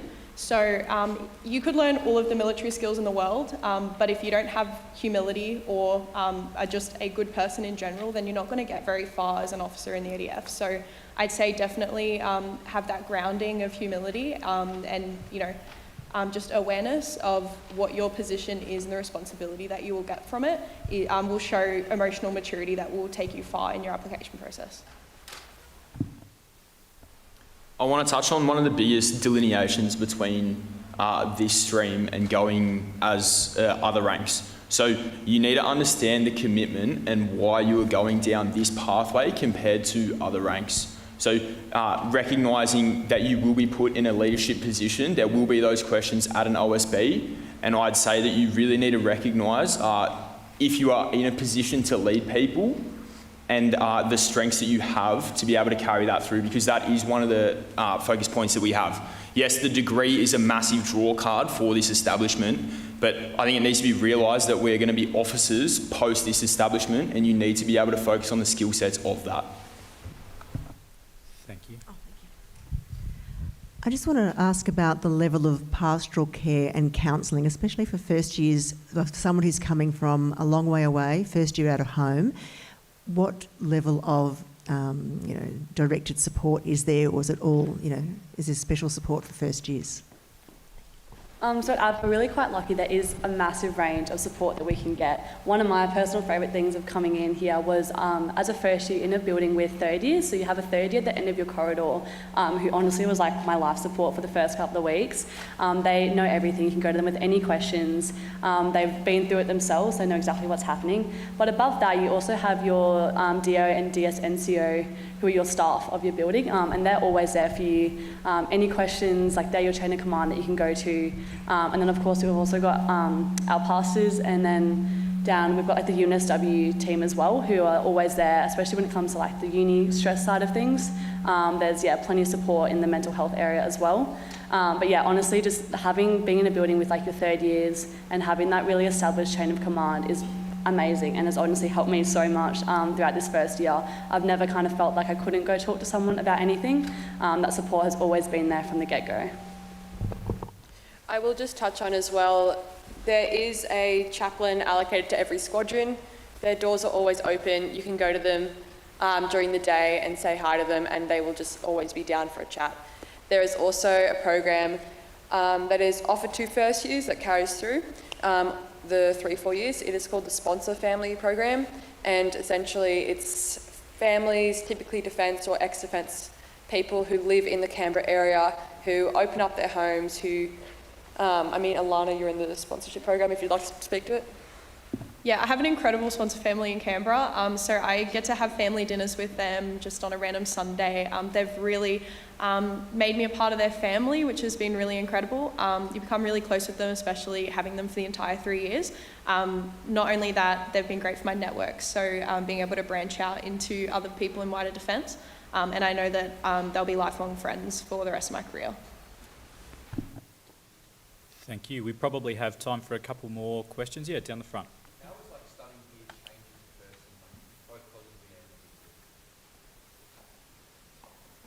We had this discussion actually just yesterday when we were doing rehearsals for this, and one of the directed outputs was don't speak in acronyms that an audience won't understand. And also acknowledging that for the period of time that we go through basic training, we are told exclusively to talk almost in acronyms because it saves time. So I do note the irony of then asking people for 1 hour not to speak like that.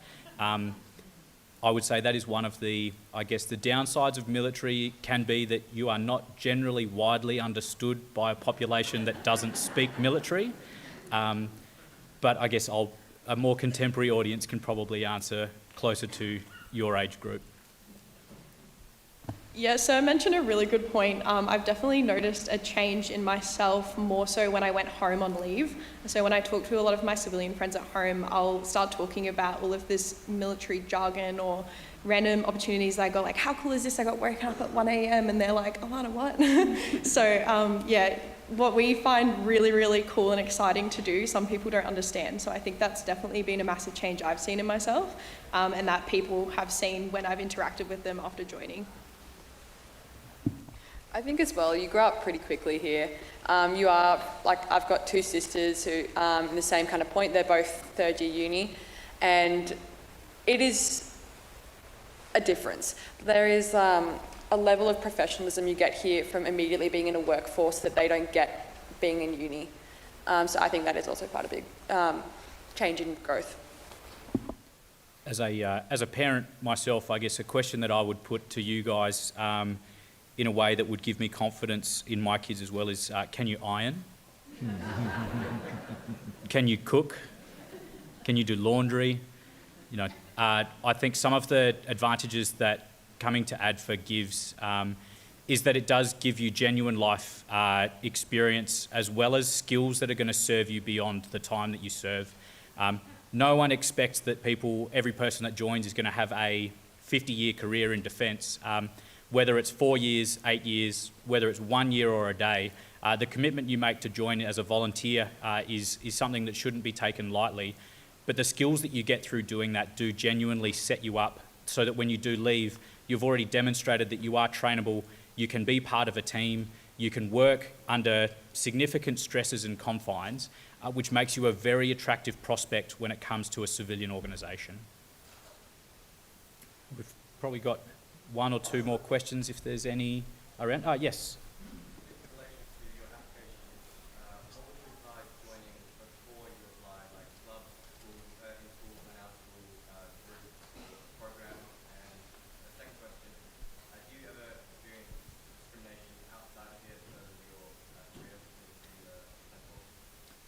I'll talk to the first component of that one as to things you can do outside. I guess value that I've got, in having experience prior to being at ADFA. I've worked in soldier career management and I've done various things in that regard.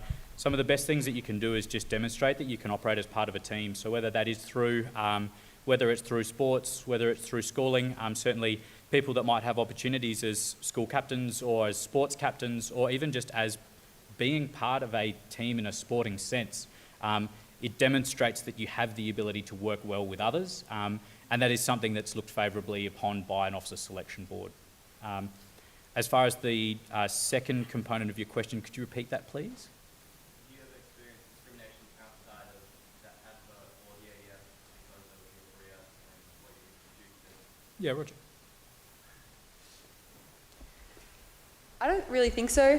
A lot of the times, we don't represent the defence in the public a lot. I know we are doing it now, but I don't think we do experience discrimination because of that. A lot of the time, we've been on parade before at the War Memorial, and everyone's like supporting. Everyone's, there to watch the parade, and I personally haven't experienced any. I think being part of the Defence Force is definitely something to be proud of. So you kind of carry that with you when you go out in the public. Even when I go home, my friends, they don't fully get the whole idea of being in the Australian Defence Force, but they generally look up to me, and they are quite proud of me of what I'm doing. But I think just holding that true to yourself and understanding that you are part of the Defence Force and you really value that is what's really most important. I'd also add that no one is exempt from discrimination, whether you're part of the Defence Force or something else. People will always find ways to have something against what it is that you are doing. Defence is not immune to that. The same issues that are experienced in the civilian sector through any employment or other government departments, we have the same issues, albeit probably on a lower scale. Final question? Yes, ma'am.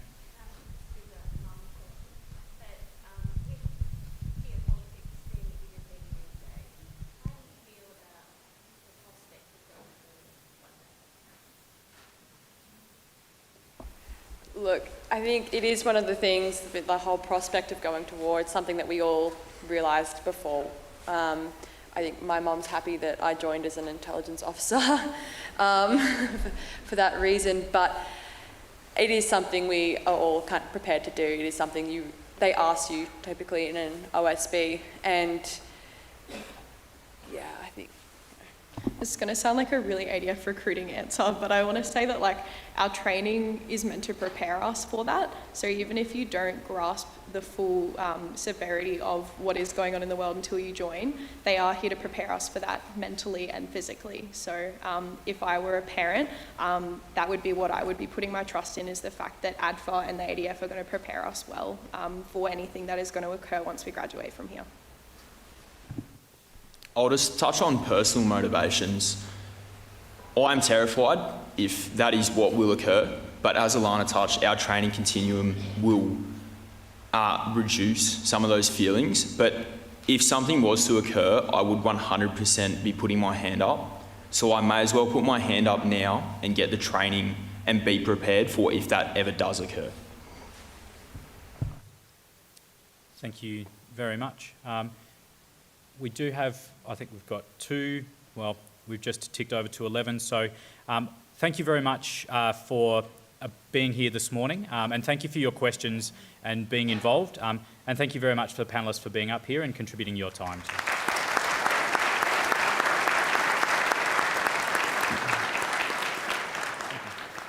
So as some of them had mentioned, they will remain in the foyer if there are questions that you may have directed to them in that regard. Otherwise, our next time will be later, at about half an hour for the Life After ADFA panel. So thank you very much.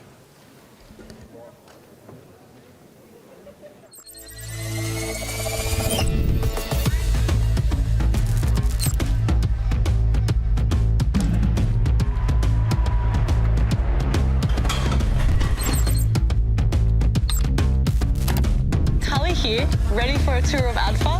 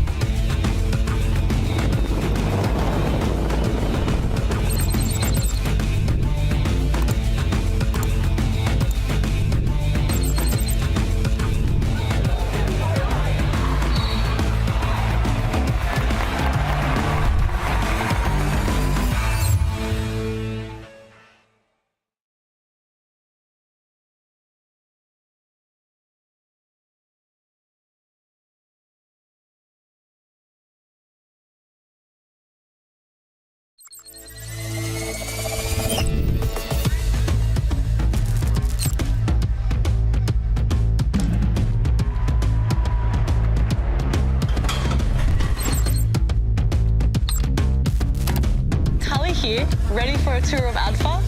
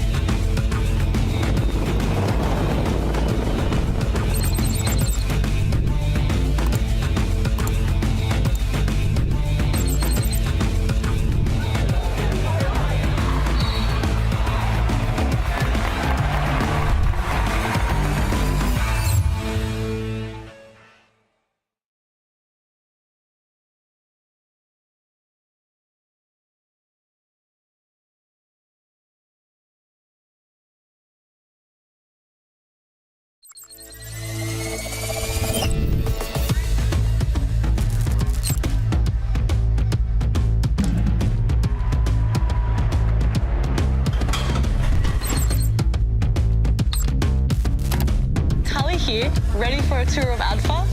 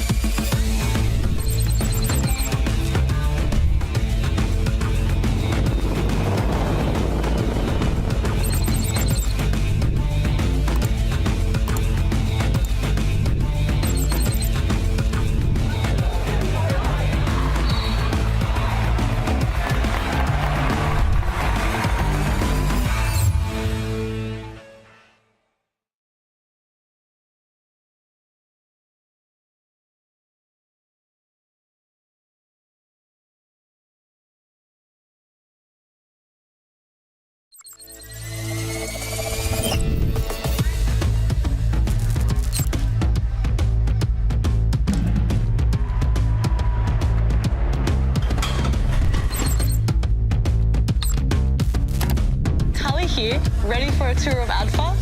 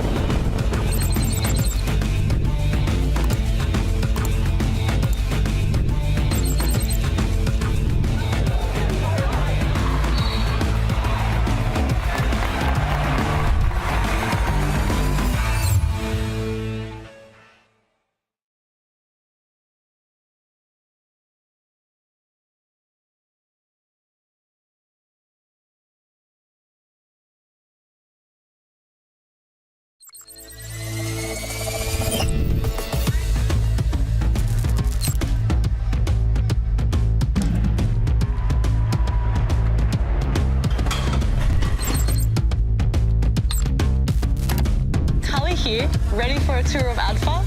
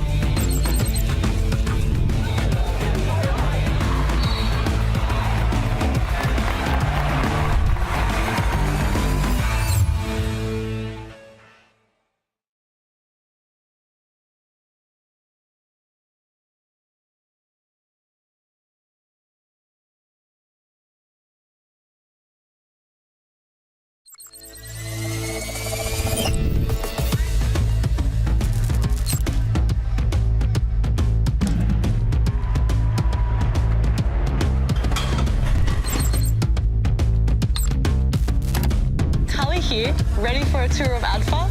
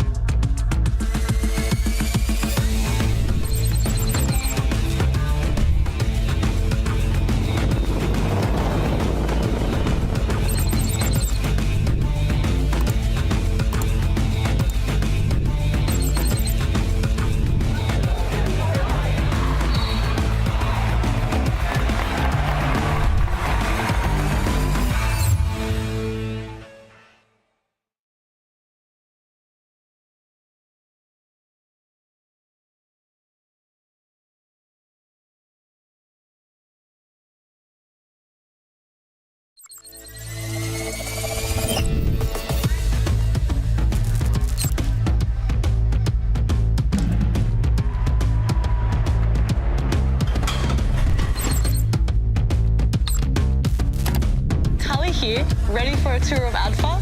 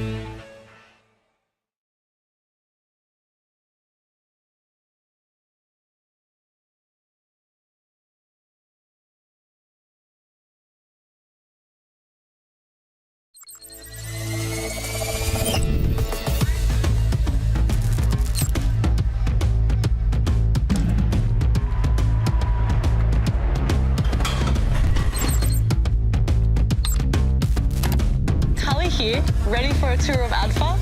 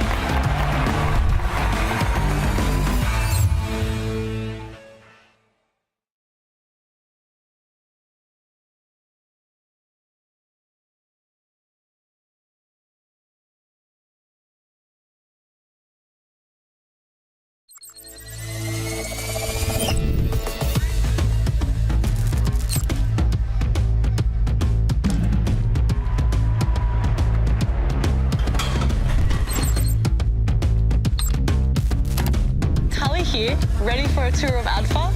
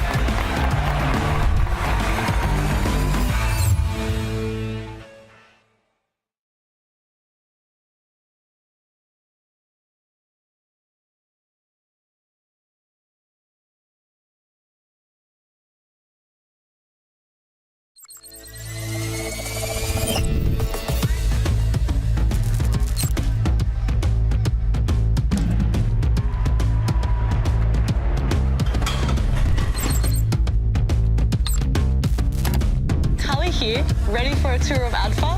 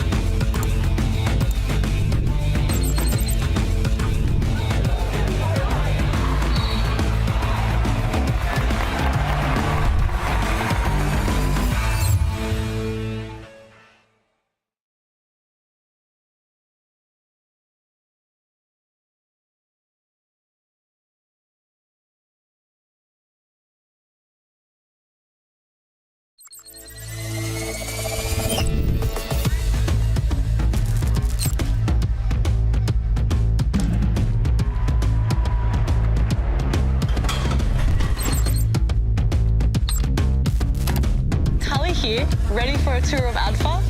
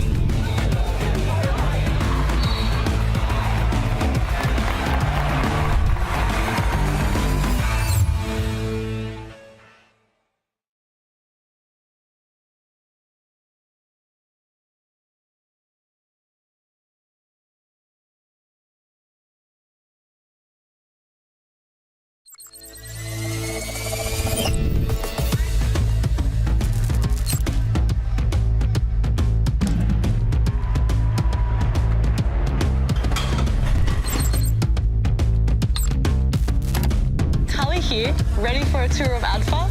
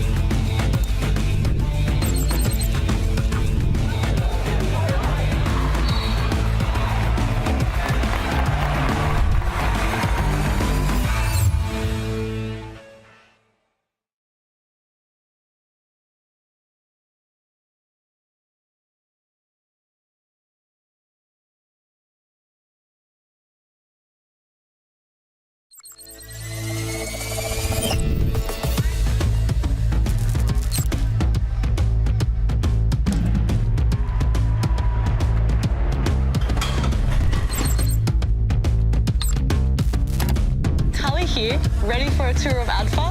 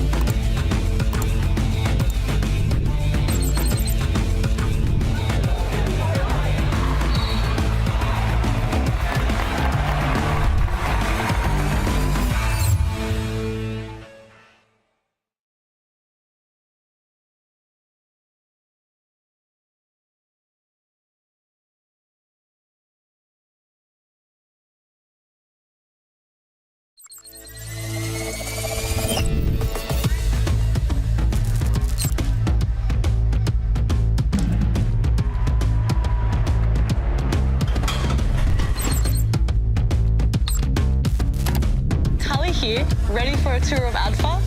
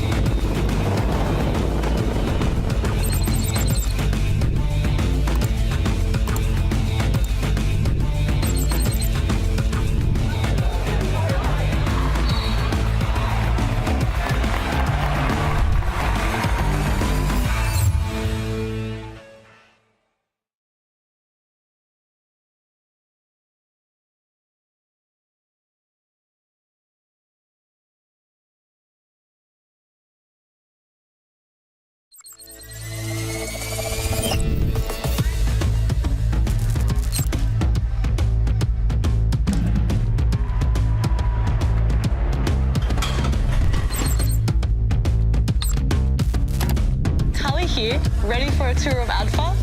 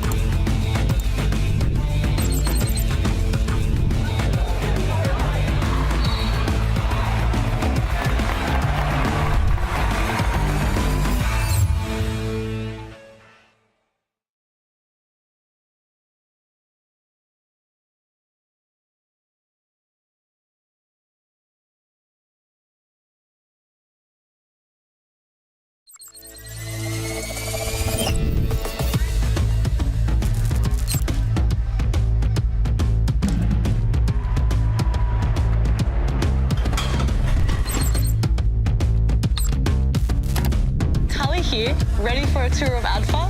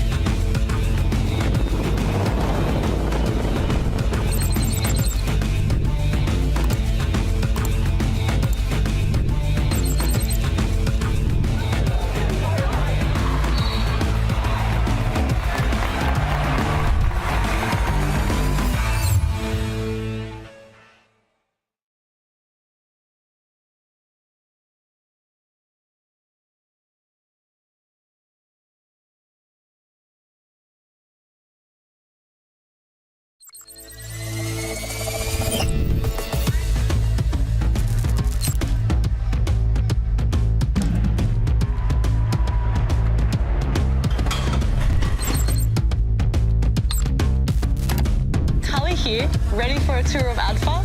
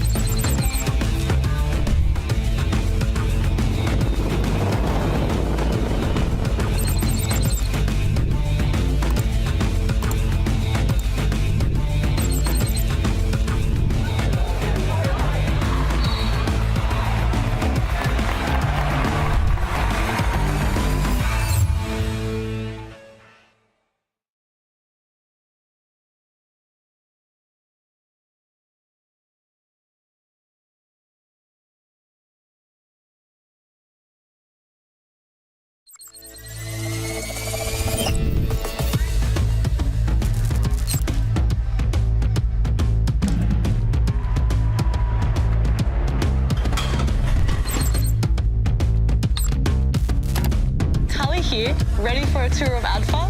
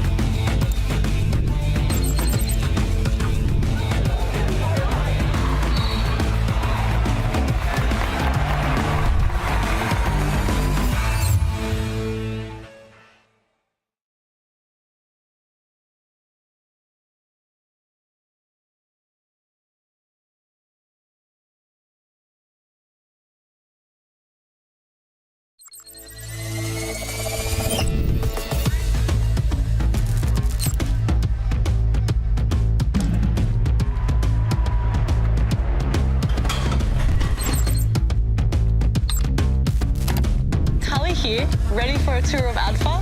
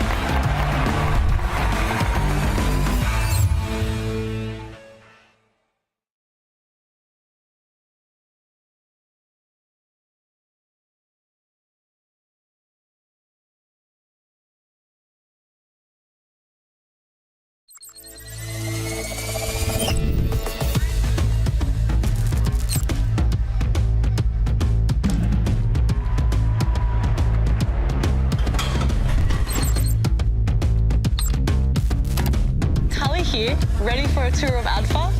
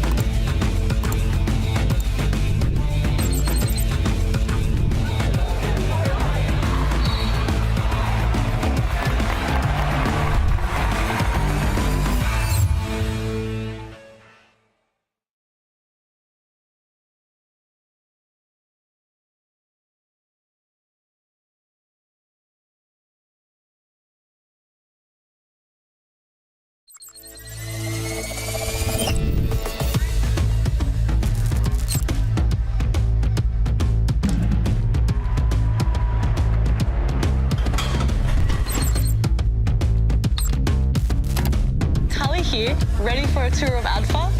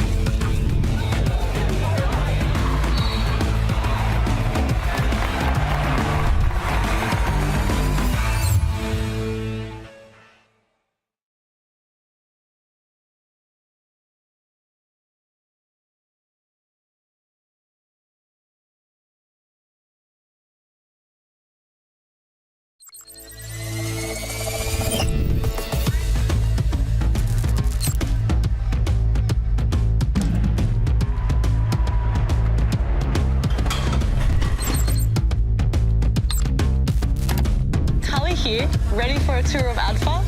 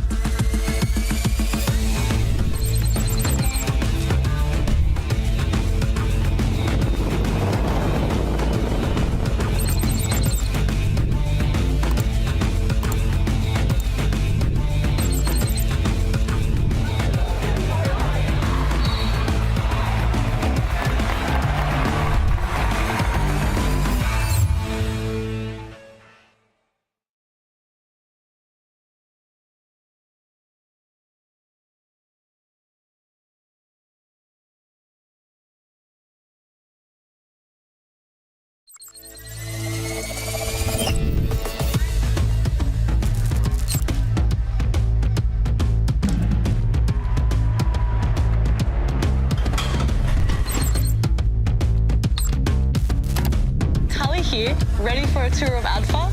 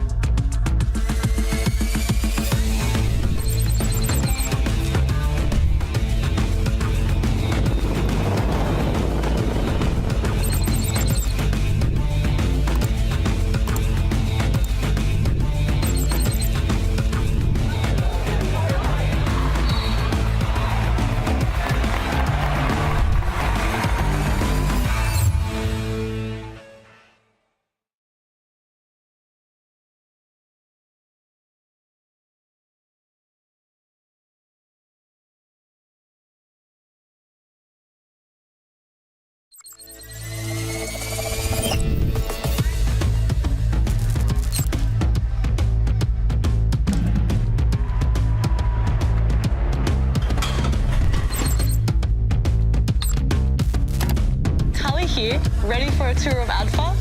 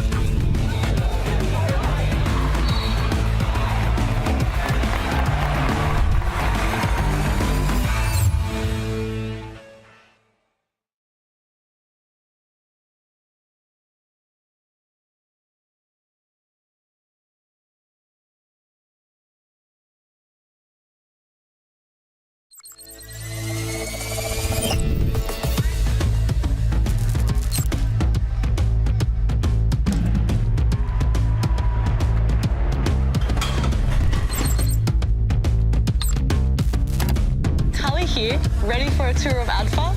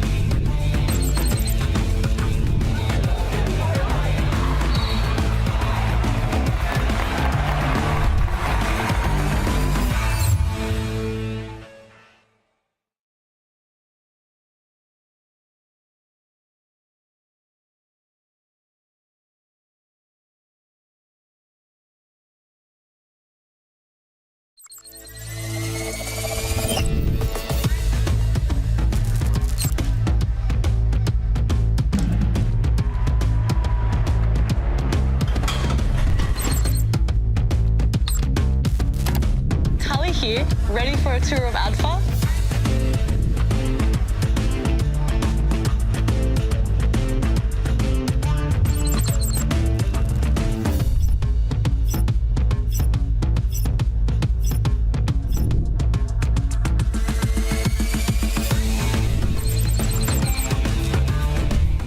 Sir, ma'am, ladies and gentlemen, and welcome to this morning's Australian Defence Force Academy Open Day panel on life after ADFA.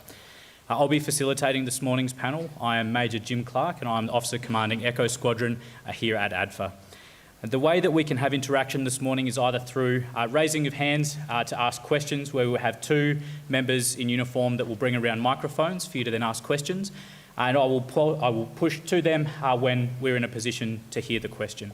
Alternatively, for those here that may not want to ask in a public forum, we can use the QR code displayed on the screen, which will then feed through to where we can filter for questions to be able to ask them directly to the panel.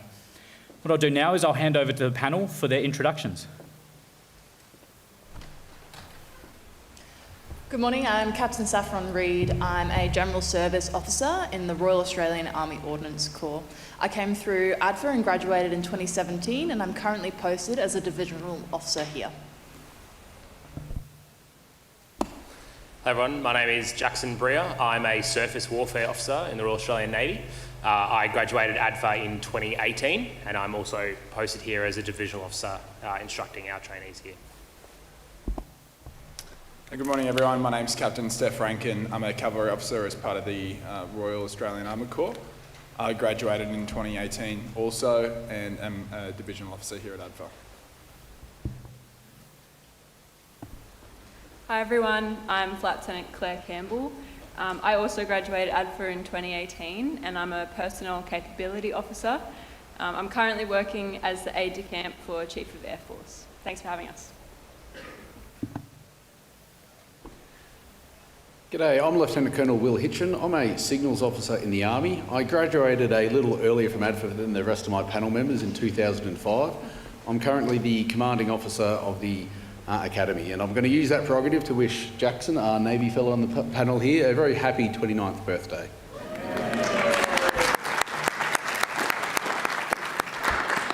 Good morning everyone, I'm Lieutenant Taylor Pearce. I'm an Air Defence Officer in the Royal Australian Artillery.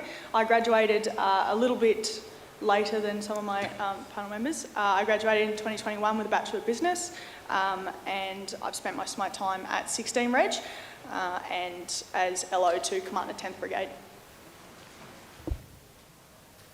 Thank you very much, panel. What I'll do now is open up to the floor for any questions that may be around.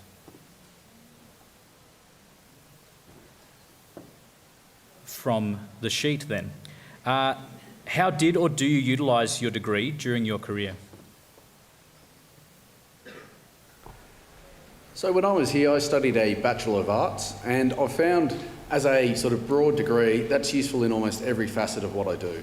As an officer, you need to be able to communicate, and the opportunity to write a whole bunch of essays and then engage in tutorials has helped me throughout that career. I think probably the highlight of that, I've recently been posted to NATO, and those writing and communication skills that I developed here at ADFA, I was using to write the military advice which started NATO's mission in support of Ukraine. So it really does set up for a great foundation, that degree and that tertiary education you get while you're here. Do you have any choice where you go after graduation, or is it completely out of your hands? You certainly do get to put in preferences for where you'd like to go. It also depends on what service you're in and what job role you are joining up to be a part of. I know that I got to put in preferences where I want to go and ended up getting those preferences. So it does allow for those preferences to be put in. I guess from an Army perspective, it's quite similar. It's entirely based on your preferences and your performance at the Royal Military College, Duntroon. I was fortunate enough to get posted to where I wanted to go and also got allocated to the job that I chose. I'll just put in an Air Force perspective as well. My job is a personal capability officer. I'm lucky enough to be posted to every single Air Force base and a lot of defence establishments around Australia. So it really was a negotiation with my career manager to look at where I could go to get the best for myself, to learn the most, but also what location I might be interested in, what kind of squadrons I might be interested in working at. So it's definitely a conversation which is awesome, and they take in your preferences very seriously, so that's good. Thank you. A question from the audience. I'd like to do engineering. Would you recommend ADFA over Defence University sponsorship? So we don't have any engineers on this panel, but there are plenty about. And I'd encourage you to come through ADFA if you want to go through engineering. We have a great school here with many different flavours of engineering, and why I offer it to you is you can get those additional supports. The obvious ones are the housing, the pay, and all your other things in life sorted out. But you get that cohort to actually study your engineering through. So in the lines, you're living with other people doing the same degree, having the same problems.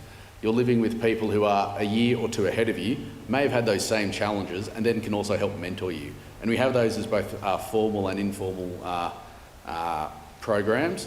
The UNSW here has all sorts of support services, and we provide them time in the military training in order to do some sort of academic uplift and provide further assistance. So whilst going through the undergrad scheme for engineering is certainly a path, there's absolutely every support you could imagine here. So it's the best opportunity to get through that engineering degree. Transitioning from civilian to military life, what lifestyle change do you find most difficult when joining the ADF? I think I found moving away from my family pretty hard at the start. Moving around the country also, and I will caveat that with I've only moved once before. And so I was super close to my family. What Defence has afforded me through some of the entitlements that I get, though, is the opportunity to travel back and see them as often as I can, which is really, really good. Also, bringing them to my posted location has been fantastic because I still get to integrate them with my work and my role, and I get to show them what I do for work, which I'm extremely proud to do. So.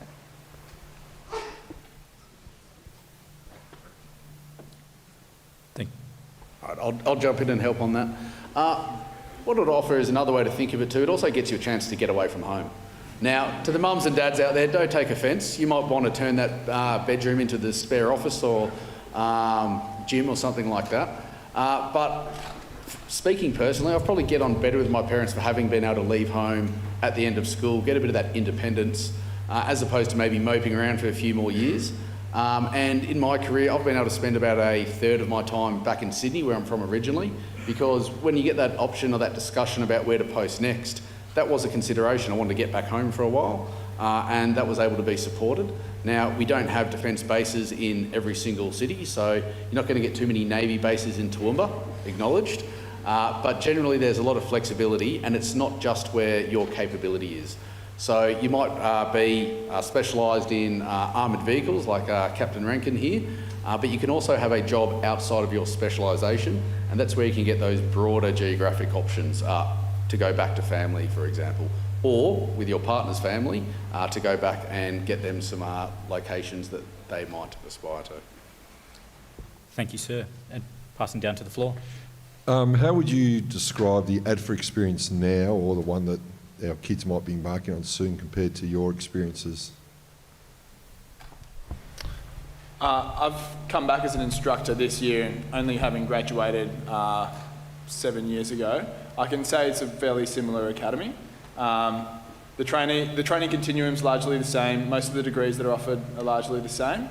And it almost, I guess, fills me with confidence seeing the next generation as such professional, young, talented individuals, and are really supportive of each other, still looking to, that healthy competition to perform really well. I think it's a really good place to be, and I haven't noticed a significant change from when I was here. This may be one more for Claire, but what degree or career starting direction do you recommend for a fast track to fighter pilot, like F-18s, 35s or 22s? I'm not aircrew, but I know that every single degree that you can do at ADFA can put you into the aircrew stream. So you're not limited by doing like Bachelor of Technology Aviation or Bachelor of Engineering. You don't have to do those degrees in order to become a fast jet pilot. The Chief of Air Force, my boss, actually did a Bachelor of Arts here, and then he became a fast jet pilot. So you can choose all the degrees. I will say though that the STEM-related subjects, Bachelor of Science, Bachelor of Engineering, does put you in a better mindset for going into aviation-related roles, because you're learning, mathematics, science, technology, engineering, those kind of stuff helps you with the physics and learning about how to fly. So it can be done, but I think if you're someone who's maybe struggling in STEM-related subjects, I'd recommend considering different job roles or looking into those degrees in order to set you up the best that you can when you're doing pilot training. Thank you, Claire. And down to the floor. Hi, are there possibilities to further your education after ADFA, as in maybe study postgrad of like Juris Doctor and then further study after that?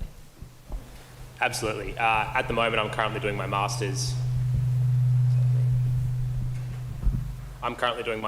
So I did a Bachelor of Business when I went through ADFA in 2018.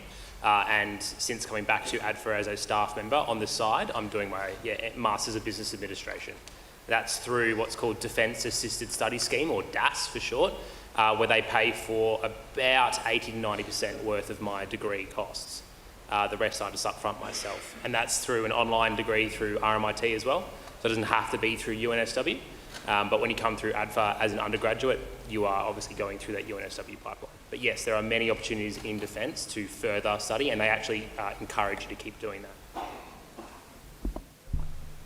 I'll also say that UNSW do offer a postgraduate study scheme which is fully funded by Defence. Like coming through ADFA, there is a limited number of postgraduate subjects that you can choose from.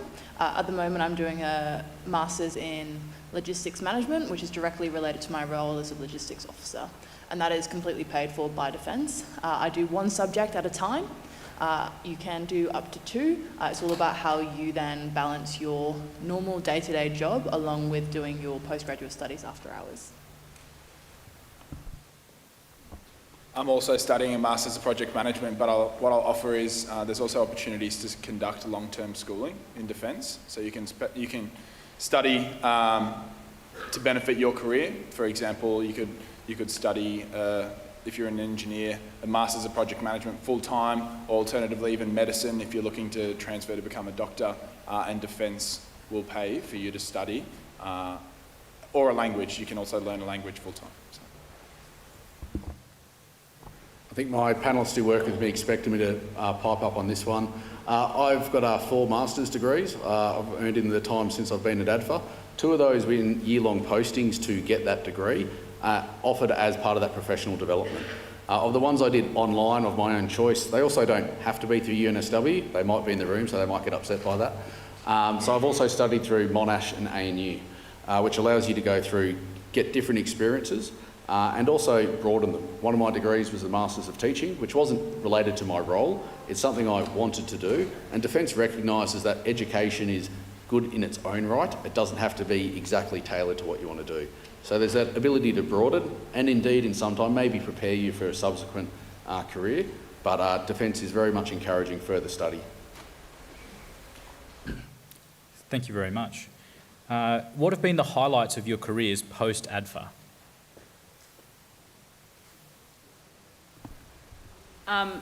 The highlight of my career is definitely the travel and the opportunities that you get to see different parts of the world. I was lucky enough to be a public affairs officer in my last posting, and that involved going on a variety of different exercises and activities across the globe with aircraft in the joint space, so with Army and Navy as well. And it was just an incredible opportunity to be able to see, Indonesia, Japan, the US, that kind of thing. It was certainly a highlight for someone like me who loves to travel. So there's just so many opportunities out there to see the world and do what you love overseas. I'd second that. As a warfare officer in the Royal Australian Navy, I've travelled on a destroyer through Southeast Asia, visiting many different port visits in Korea, Japan, Indonesia, Malaysia, Vietnam, and then around Australia as well. So you see a lot of sites, you get to see different things, you get to operate with different navies. We've done exercises with all of our allies and partners across that Southeast Asia region. It's really an interesting time, and you get to see a lot of stuff. One of the highlights for me is probably a little bit more inwards focused to my unit, but a lot of some of the capabilities that Army's bringing in at the moment, looking at your HIMARS, your NASAMS equipment, which is specifically relevant for me as an air defence officer, being a part of bringing a new piece of kit into service and understanding how we fight that, how we integrate with the RAF, how we use those things. So that's been super cool for me. I've got to watch that over the 2 years that I was there as a lieutenant, and then as the liaison officer to the brigade commander. He owns those pieces of equipment, so now I've got to watch not just NASAMS but the HIMARS and some of the munitions and the capabilities that we're bringing into service. So that's been the highlight for me, I think. I think the highlights can be across different realms. So professionally, deployment, it's what we sort of train for, so that is a very rewarding thing. From a personal one, a bit of that travel bug as well. I've just come back from 3 years living in Europe, working in NATO, so I got to visit 31 of 32 NATO countries, which I never would have thought I'd done in my life. It's almost like a midlife gap year, but actually doing it for work as well. So I didn't even know that opportunity existed in defence when I was here at ADFA. It's a remarkable world out there and the sort of things you can find yourself doing. Back to the floor. Hi, I was just wondering, how many officers would you know that immediately left the Defence Force after they paid back their ROSO?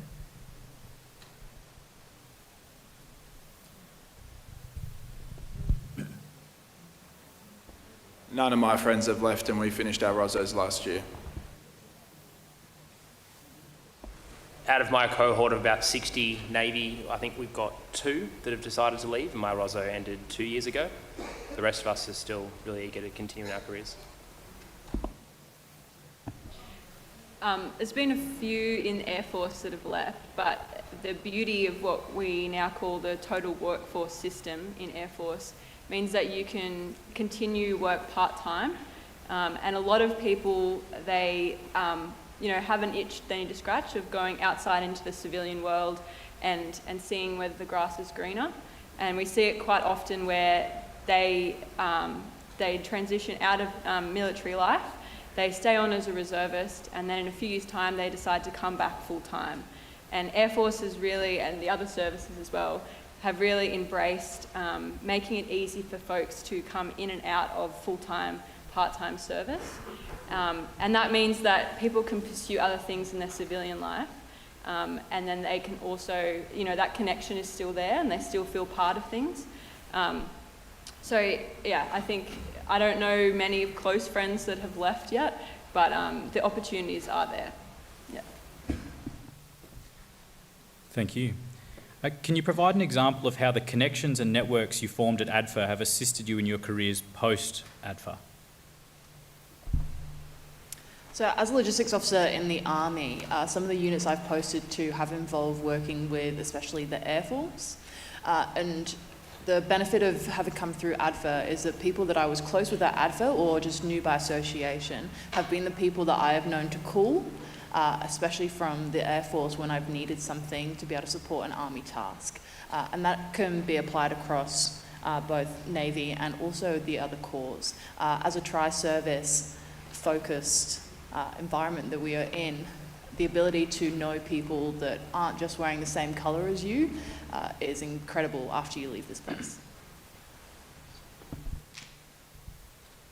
I guess on a bit of a lighter note, I think for me anyway, one of the best part of being in the military is the friends you make.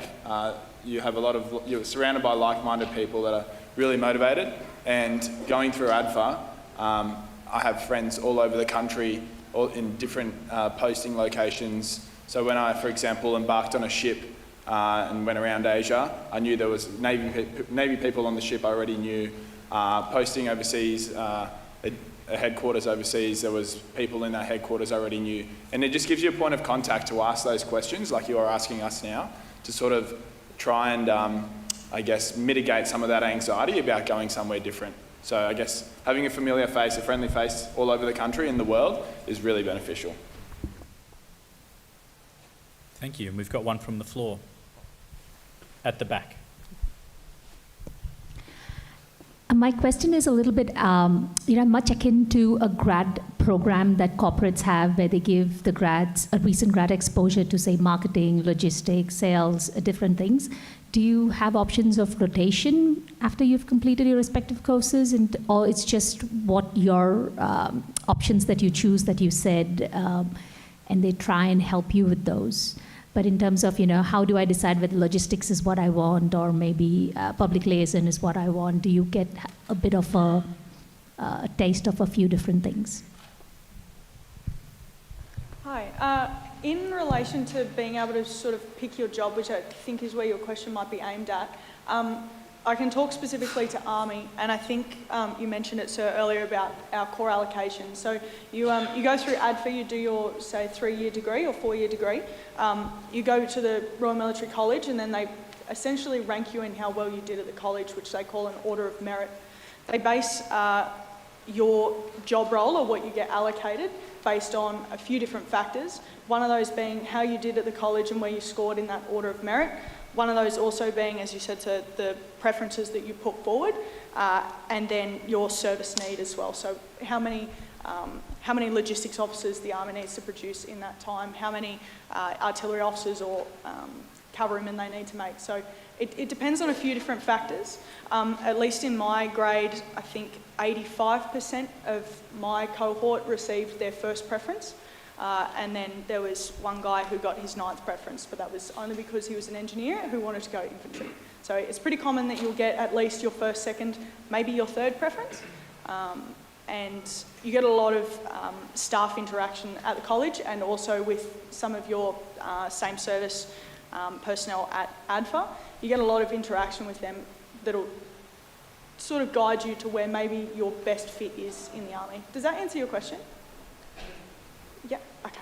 I think there's an element in there as well that alludes to potentially some of those opportunities at ADFA through the SST program for exposure to some perhaps brigade locations and what they might expect once they leave ADFA. Yeah, absolutely. ADFA gives you a lot of opportunity to see what wider Army gives you. I know the reason that I'm here today is not necessarily for this panel, although it's an absolute added benefit. I came here with my brigade commander because he wanted to show the ADFA cadets and the RMC cadets what it is that our brigade does and what our workforce does. So there is a lot of, and I'll hand over to you guys to talk about some of the other guest speakers that you've had at ADFA.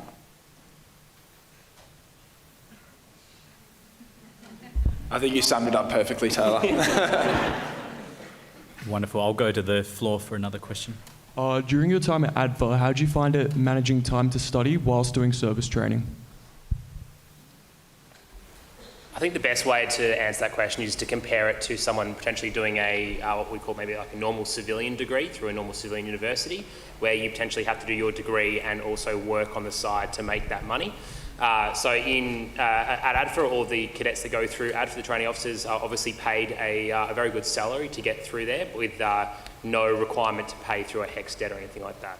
So the time that you save not having to work is generally the time you put through doing that military training. There's about 15 hours per week worth of military training, and that's on top of your normal degree. And in that, you'll have that time to really focus on that military skills, and that's why you get paid so much money. Thank you. The Royal Commission on Defence and Veteran Suicide concluded recently. What steps is ADFA taking in particular to maintain and improve the wellbeing of TOs? So I'd offer this as a continuing journey, not just for ADFA, but Defence. So ADFA has had, over the years, a number of initiatives and programs to try and improve that welfare and monitoring.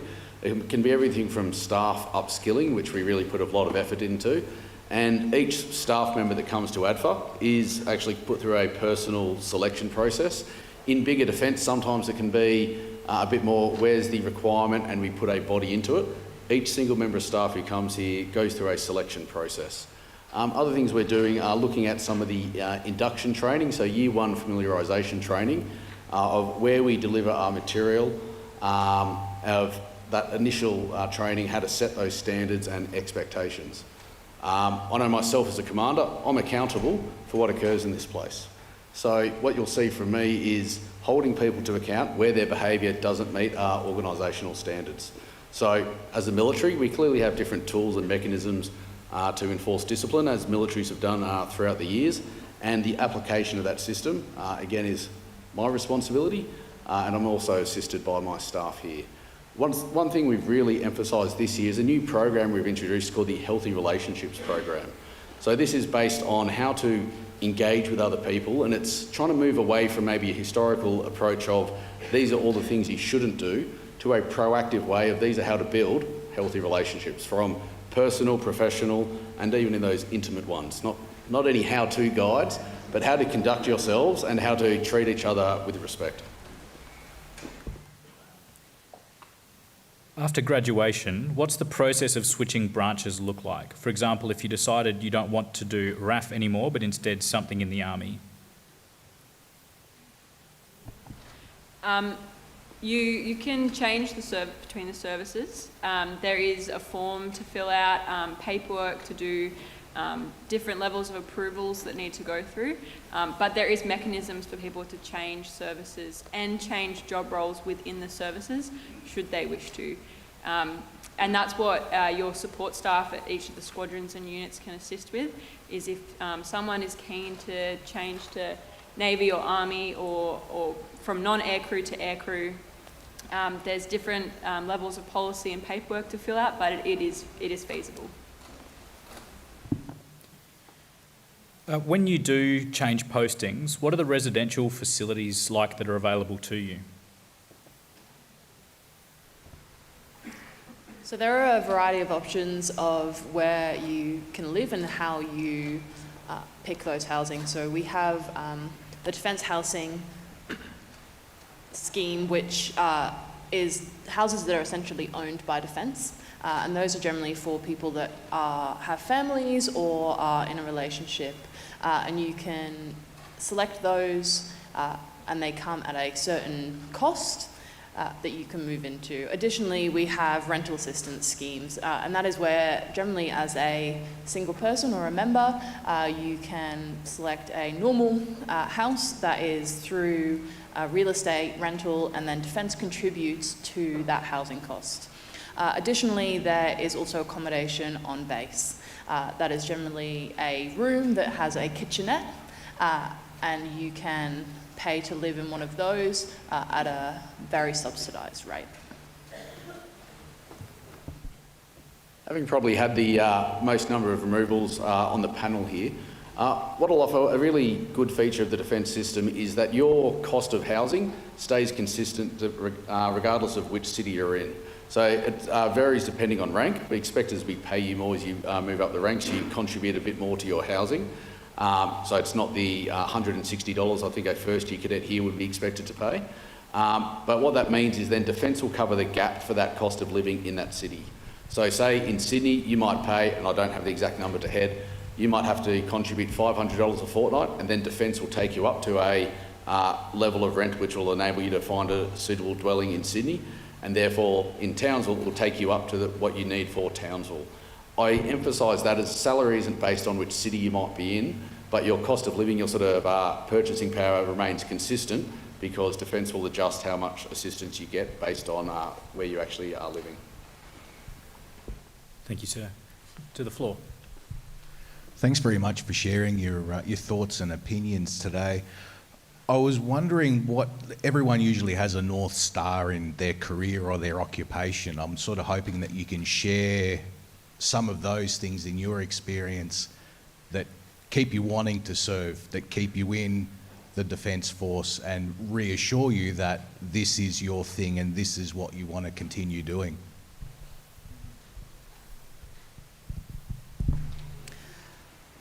So when I joined up, originally I did not want to join the Army. My father went, how about Army? There's this thing called ADFA, and I went, absolutely not. About 6 months later, I'd applied and been accepted. And when I came through ADFA, what I realised what I wanted to do and why I was here is because I wanted to work with people and I wanted to lead people. And I had the pleasure of, when I first left RMC as a troop commander, I was in charge of about 45 people, and I got to do that for 2 years, and I realised how rewarding it is to be able to lead people in the Army and work towards the mission together. And as I've gone through my different postings, I've been in positions where I haven't had people under my command, and now I'm back in a position here where there are people under my command, and it's that reality reminder again of being able to work alongside the people that are going to be the future juniors of the ADF, and also what an impact you can have on those people and how you can see them grow. And it's always a constant reminder to me that we are, as officers, here to lead people, and that has always been the key part as to why I want to stay in, and just being back here again has just reminded me of that. I think for me, it's the rewarding part of leading sailors, and now whilst at ADFA, leading the ADFA trainee officers here. But it's also the trust that the Australian Defence Force has in me to do my job really well. As a 24-year-old, I was entrusted in driving an 8,000-tonne destroyer with me and 3 other sailors around 20 or 23 overnight while everyone was asleep. And so that's the trust that they have. I was second in command of a patrol boat up in Darwin as a 26-year-old. So you're expected to do a lot for the age that you're at. And when I compare myself to my mates who I grew up with, who may be back in my hometown, the responsibility is vastly different. So for me, that's why I keep doing it, is because the trust that I have. I'll also suggest that going for a walk around the War Memorial tends to be an excellent reminder of what the people before us has done and the respect that we have for the uniform. I think if there's ever a day where you're kind of questioning, going around and remembering the lives that other people have put ahead of you is also a very good reason to do what we do. I completely agree and have the same sentiment as these two. I'll also add that guns are cool and blowing things up is pretty fun, and you get to stay fit and get paid to do it. So that's another reason why I like the Army. I agree with everything that has been said. I think Air Force just continues to give me exciting opportunities and exciting experiences. And every time there's a new posting cycle, I have to move somewhere new, or there's a bit of uncertainty, just the range of opportunities where I can post and what I can do is just so fulfilling. And I'm never bored in this job, which is just incredible experience and the thing that keeps me going as well. I think they've nailed it. So I'd only add what keeps you going, because that sense of purpose does drive you, but what helps over a longer career, because I'm the old guy on the panel, I know in the audience I'm expecting the high school, one of my good friends is the teacher of someone in the audience, and he says, how have you been able to do the same job for 20 years? and it is definitely not the same job for 20 years. Every 2 to 3 years, you post, you do a different role. So there's always a little bit of churn as you learn something new. You get to take those experiences with you and you get to do so many different things. So it does retain that novelty, and it's all different ways to serve, and having purpose is just so good for you across so many elements of your life. God, I've got to come up with another reason, don't I? I really, I think you mentioned it, ma'am, I really enjoy hanging out with my gunners. They are, the people that we lead and have the opportunity to be around are fantastic humans in and of themselves, and we are very lucky to have them. Mine are here with me on the oval outside. They haven't seen me in a couple of months because I've been doing an out-of-court job, and I walk over and they go, "Ma'am, how are you going?" They are so fantastic to be around, and they are often in different areas of life than where I am as a 24-year-old female, but they come in, they say, "Ma'am, I've had a baby. Ma'am, I'm going to propose my wife," and you get to live that with them, and that makes me very happy. So that's why I enjoy coming to work. Thank you. To the floor. Are there any roles more than others that get opportunities to be deployed overseas, especially for like a junior officer as well?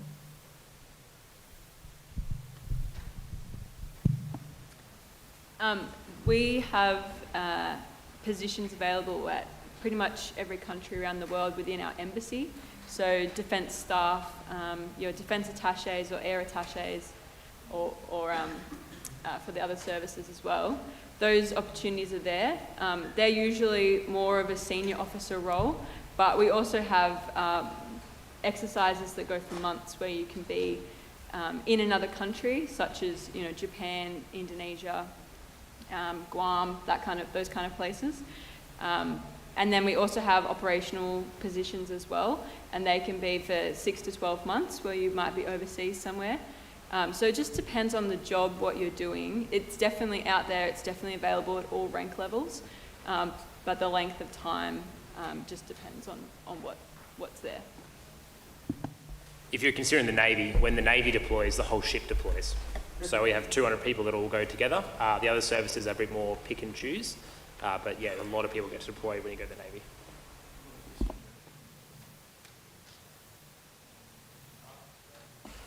Whilst I'm at ADFA, I'm taking the ADFA Sailing Club to Sri Lanka on Monday morning for a week, where we're competing in what's called their Commandant's Regatta. So there's plenty of opportunities like that where we get to travel as even as divisional officers here at ADFA. So yes, there are lots of travelling opportunities in deploying.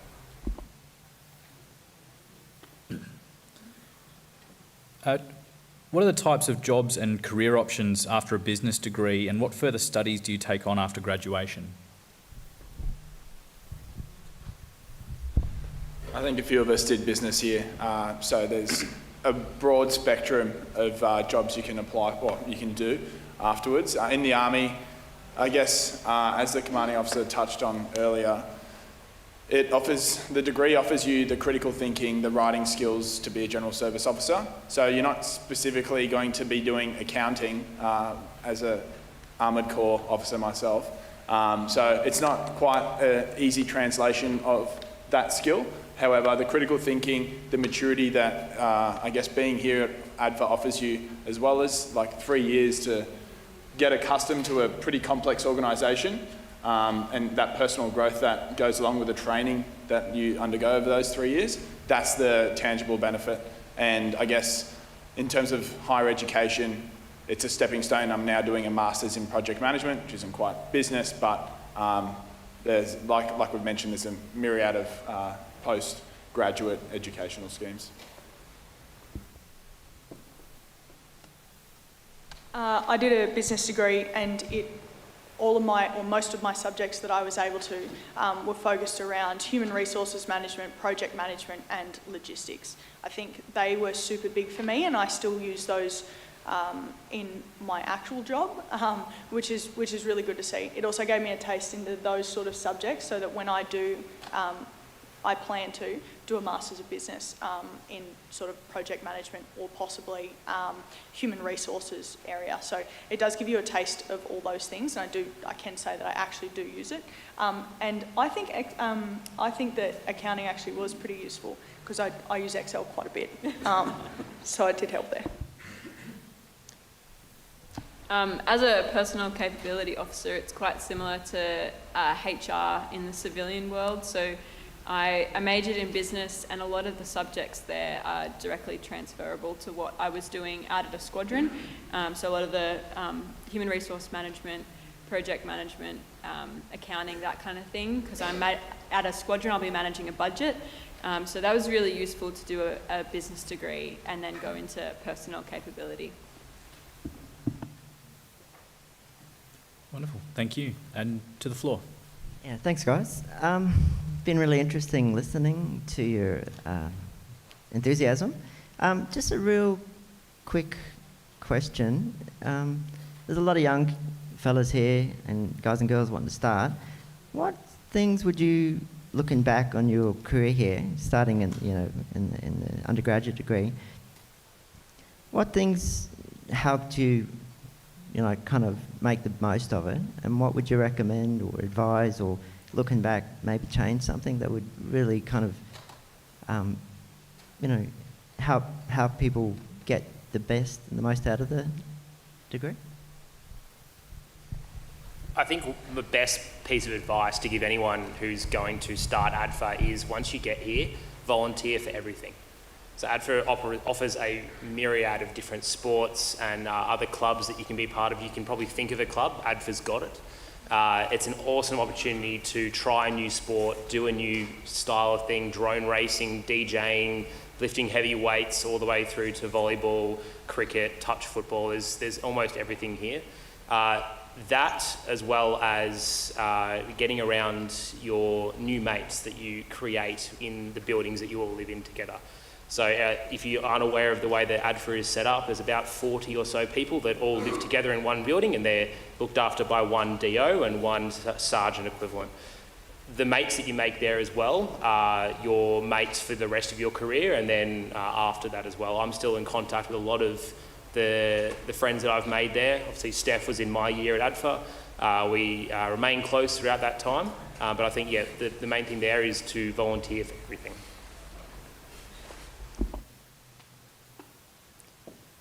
Thank you. If I apply to ADFA and get accepted, can I still decline and choose a different path?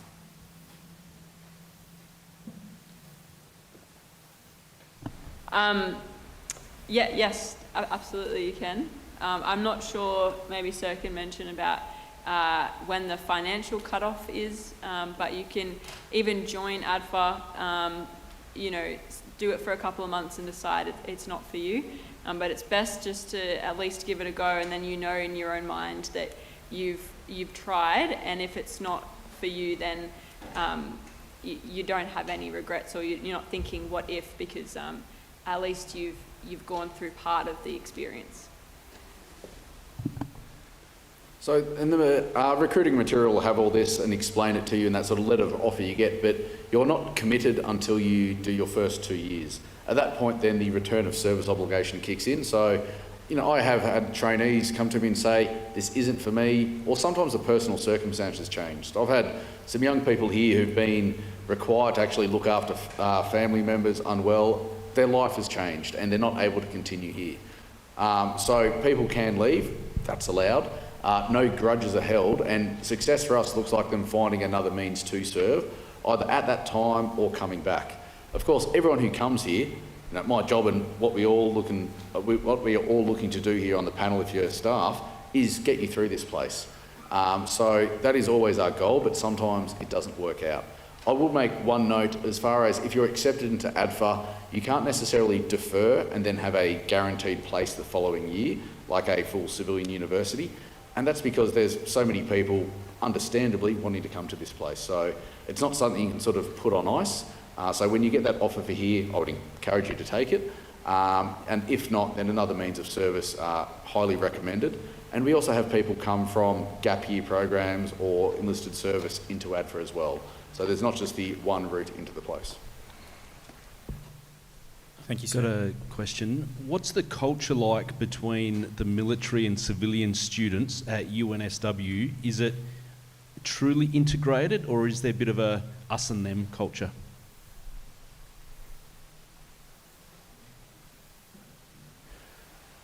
So within this campus, we have had some civilian undergrad students in the last couple of years, but that looks to be winding up. So on this campus, on the UNSW side, you don't really have too many civilian students. Of course, the lecturing and the faculty staff are university employed. There's a few military fellows who've been seconded, so you don't really have too much of a civilian university peer group here to interact with. We don't really have much to do with the UNSW Kensington, so bigger mob down in Sydney, so it's probably not much of a relationship to talk to there. At the UNSW for their postgraduate studies, that's open to any and all, and that's where open to civilians, open to defence, and it's not too much of a mixing there.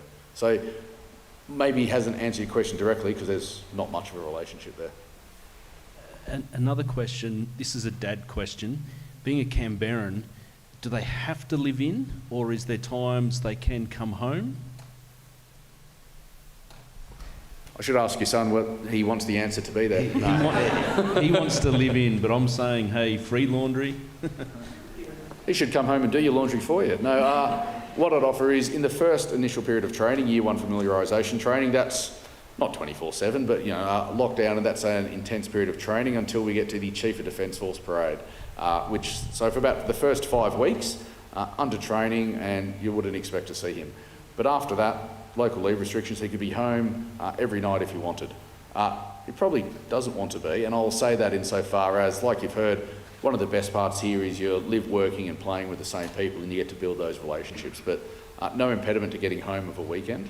You can get him back as much as you want.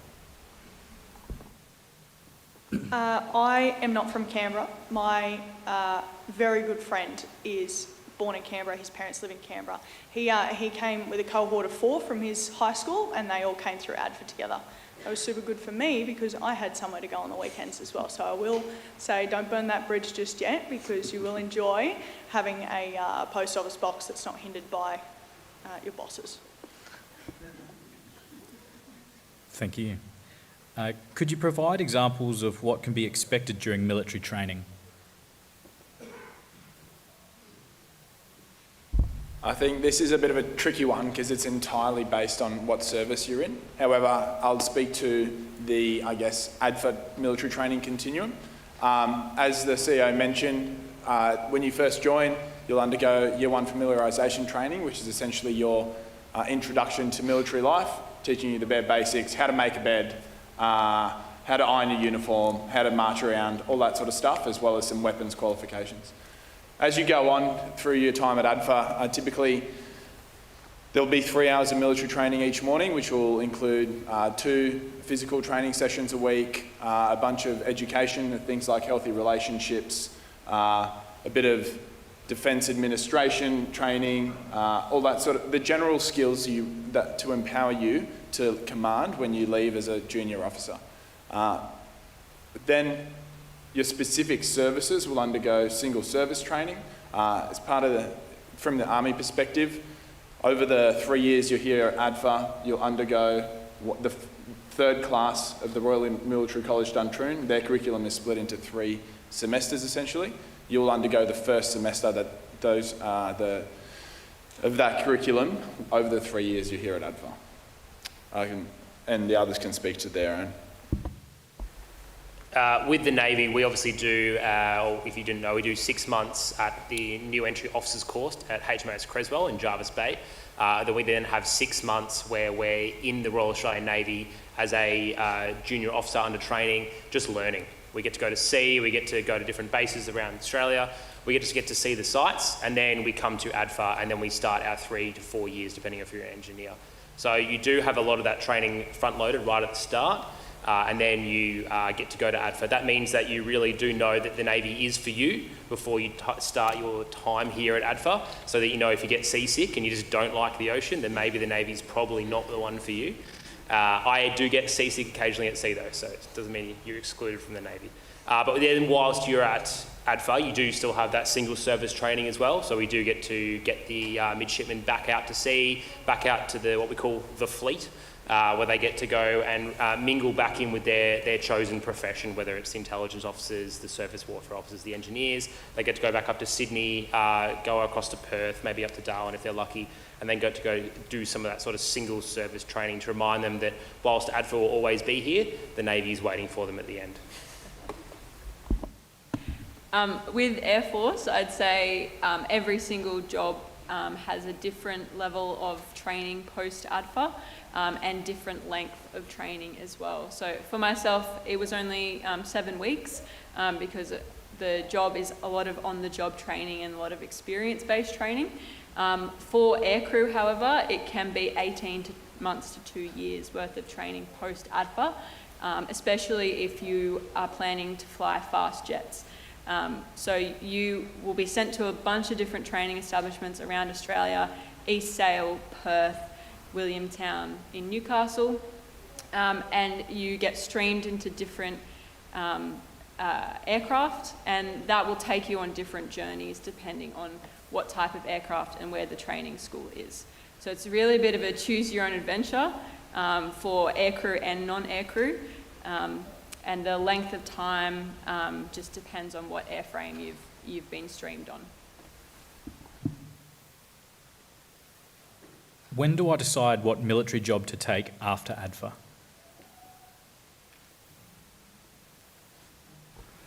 So it can vary by service. So for Navy and Air Force, you're recruited to a particular type of job, whether personnel capability officer or maritime warfare officer.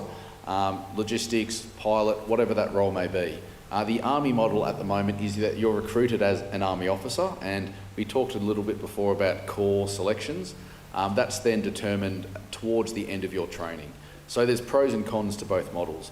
There is some degree of flexibility in moving between those in your time in training, but they are the designated things and will shape the sort of things you do here. If you're joining the Air Force as an aeronautical engineer, you'll probably be required to do an aeronautical engineer degree. As for particular jobs, those postings where you go, that will be in the preceding 6 months before you post. So if it was talking about the particular jobs within that broader category, towards the end of your posting. So you won't know at the start of ADFA where your exact next posting will be, unless it's a single type of training school. You could be posted to a Townsville version of the same regiment, you could be to the Brisbane version of that regiment. Thank you, sir. Just to the floor. Once you graduate and you're stationed around different places and deployed, how does the Defence Force accommodate for families and that's it basically.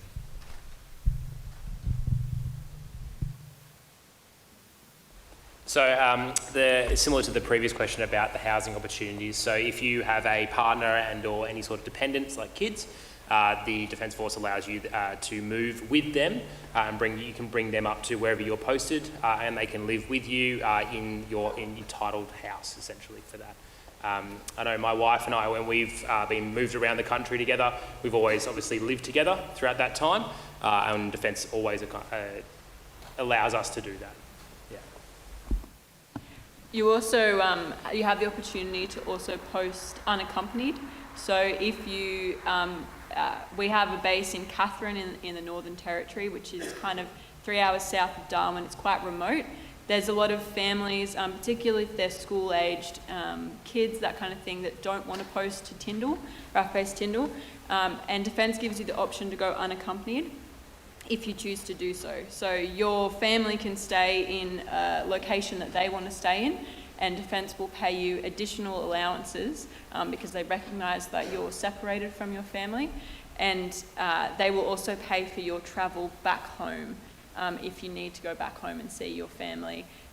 So it's really is a good package of entitlements if it's just not right for your family to move to that posting location, but it's completely up to the individual person and the individual family experience. I'll speak plainly that moving house sucks, but what you get through a defence removal is you'll have the removalists paid and contracted to come in and pack up everything for you, move it and unpack everything. So you're not manually doing it yourself. And then as far as supporting your family in the new location, there's employment assistance schemes for partners for re-education or job seeking, as and when you get to the kids, which looks like it could be a little way for yourself, but when they're off to school as well, there's education assistance to help them settle in, and particularly in bigger defence towns, so a Canberra, a Brisbane, a Sydney, in those schools closer to bases, there's often paid employees called Defence School Mentors, and they run programs for those defence kids to help them not just integrate with each other and form their own little community, but integrate into those schools. So we have the Defence Families Australia organisation, or correction, Defence Member and Family Support, sometimes the acronyms change, which is an organisation funded and paid for by Defence to help families. And that's their role, and they are pretty well funded with a range of these programs. I could rattle them all off, but we could be here for some time. They do have some stands here today. I will say that when we say families, we're talking about someone that is a dependent to you, being a child, or someone that you are having to take care of, or a spouse. So Defence isn't moving your mum and dad to where you are. What they will do is, if you are a single member in Defence, after you have left your training establishment, they'll fund once a year for you to return back to your next of kin location, and Defence will pay for that completely. Whilst you're at ADFA, they'll fund for you to return 3 times per financial year back to your next of kin. Just a question on if your partner happens to also work in defence, but one might be Navy, one might be Air Force. It's funny you say that, actually. Yeah, funny you mention that. So Jackson and I are actually married, and we have been posted together and apart. So it just depends on where you're at in your career, the posting opportunities that are available to you. And as I said before, it's always a negotiation and a conversation with your career manager who chooses your posting location. So it's not necessarily you will post away from your partner. There is definitely the opportunity to be co-located and to be working in the same town. But we've had to make a choice in the past to be posted apart, and that's just because our careers were in different places and we needed to be in different locations. But I found personally being posted apart, it was tough, but Defence Force made it easier because we were able to travel and see each other regularly, and you get paid additional allowances to be apart. So it is possible to do both and work different depending on your situation.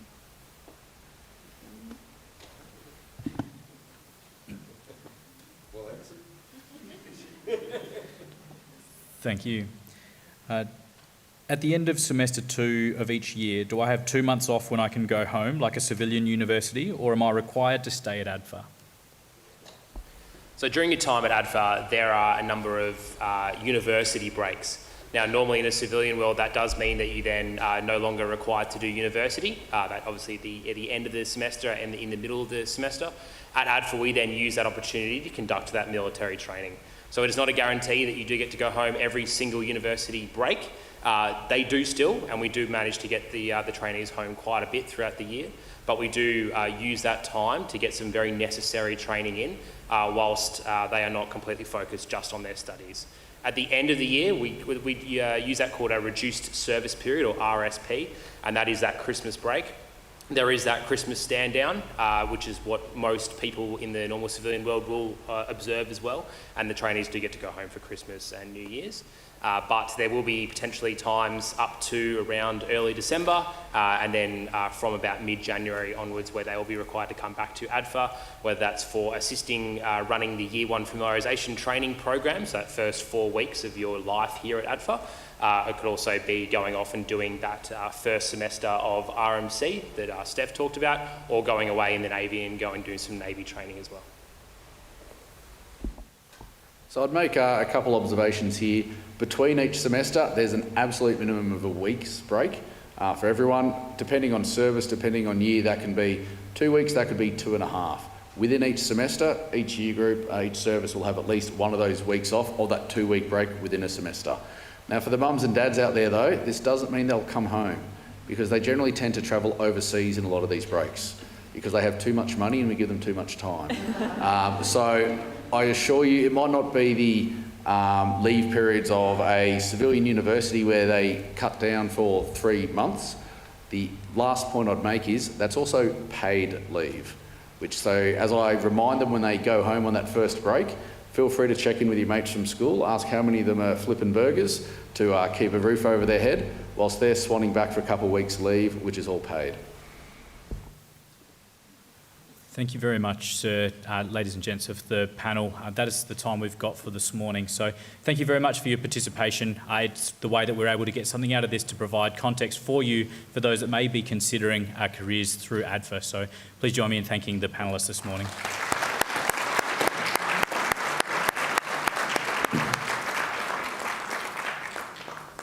Thank you very much. And from here, we will now conduct a brief changeover of scenery whilst we get ready for the next presentation. So thank you.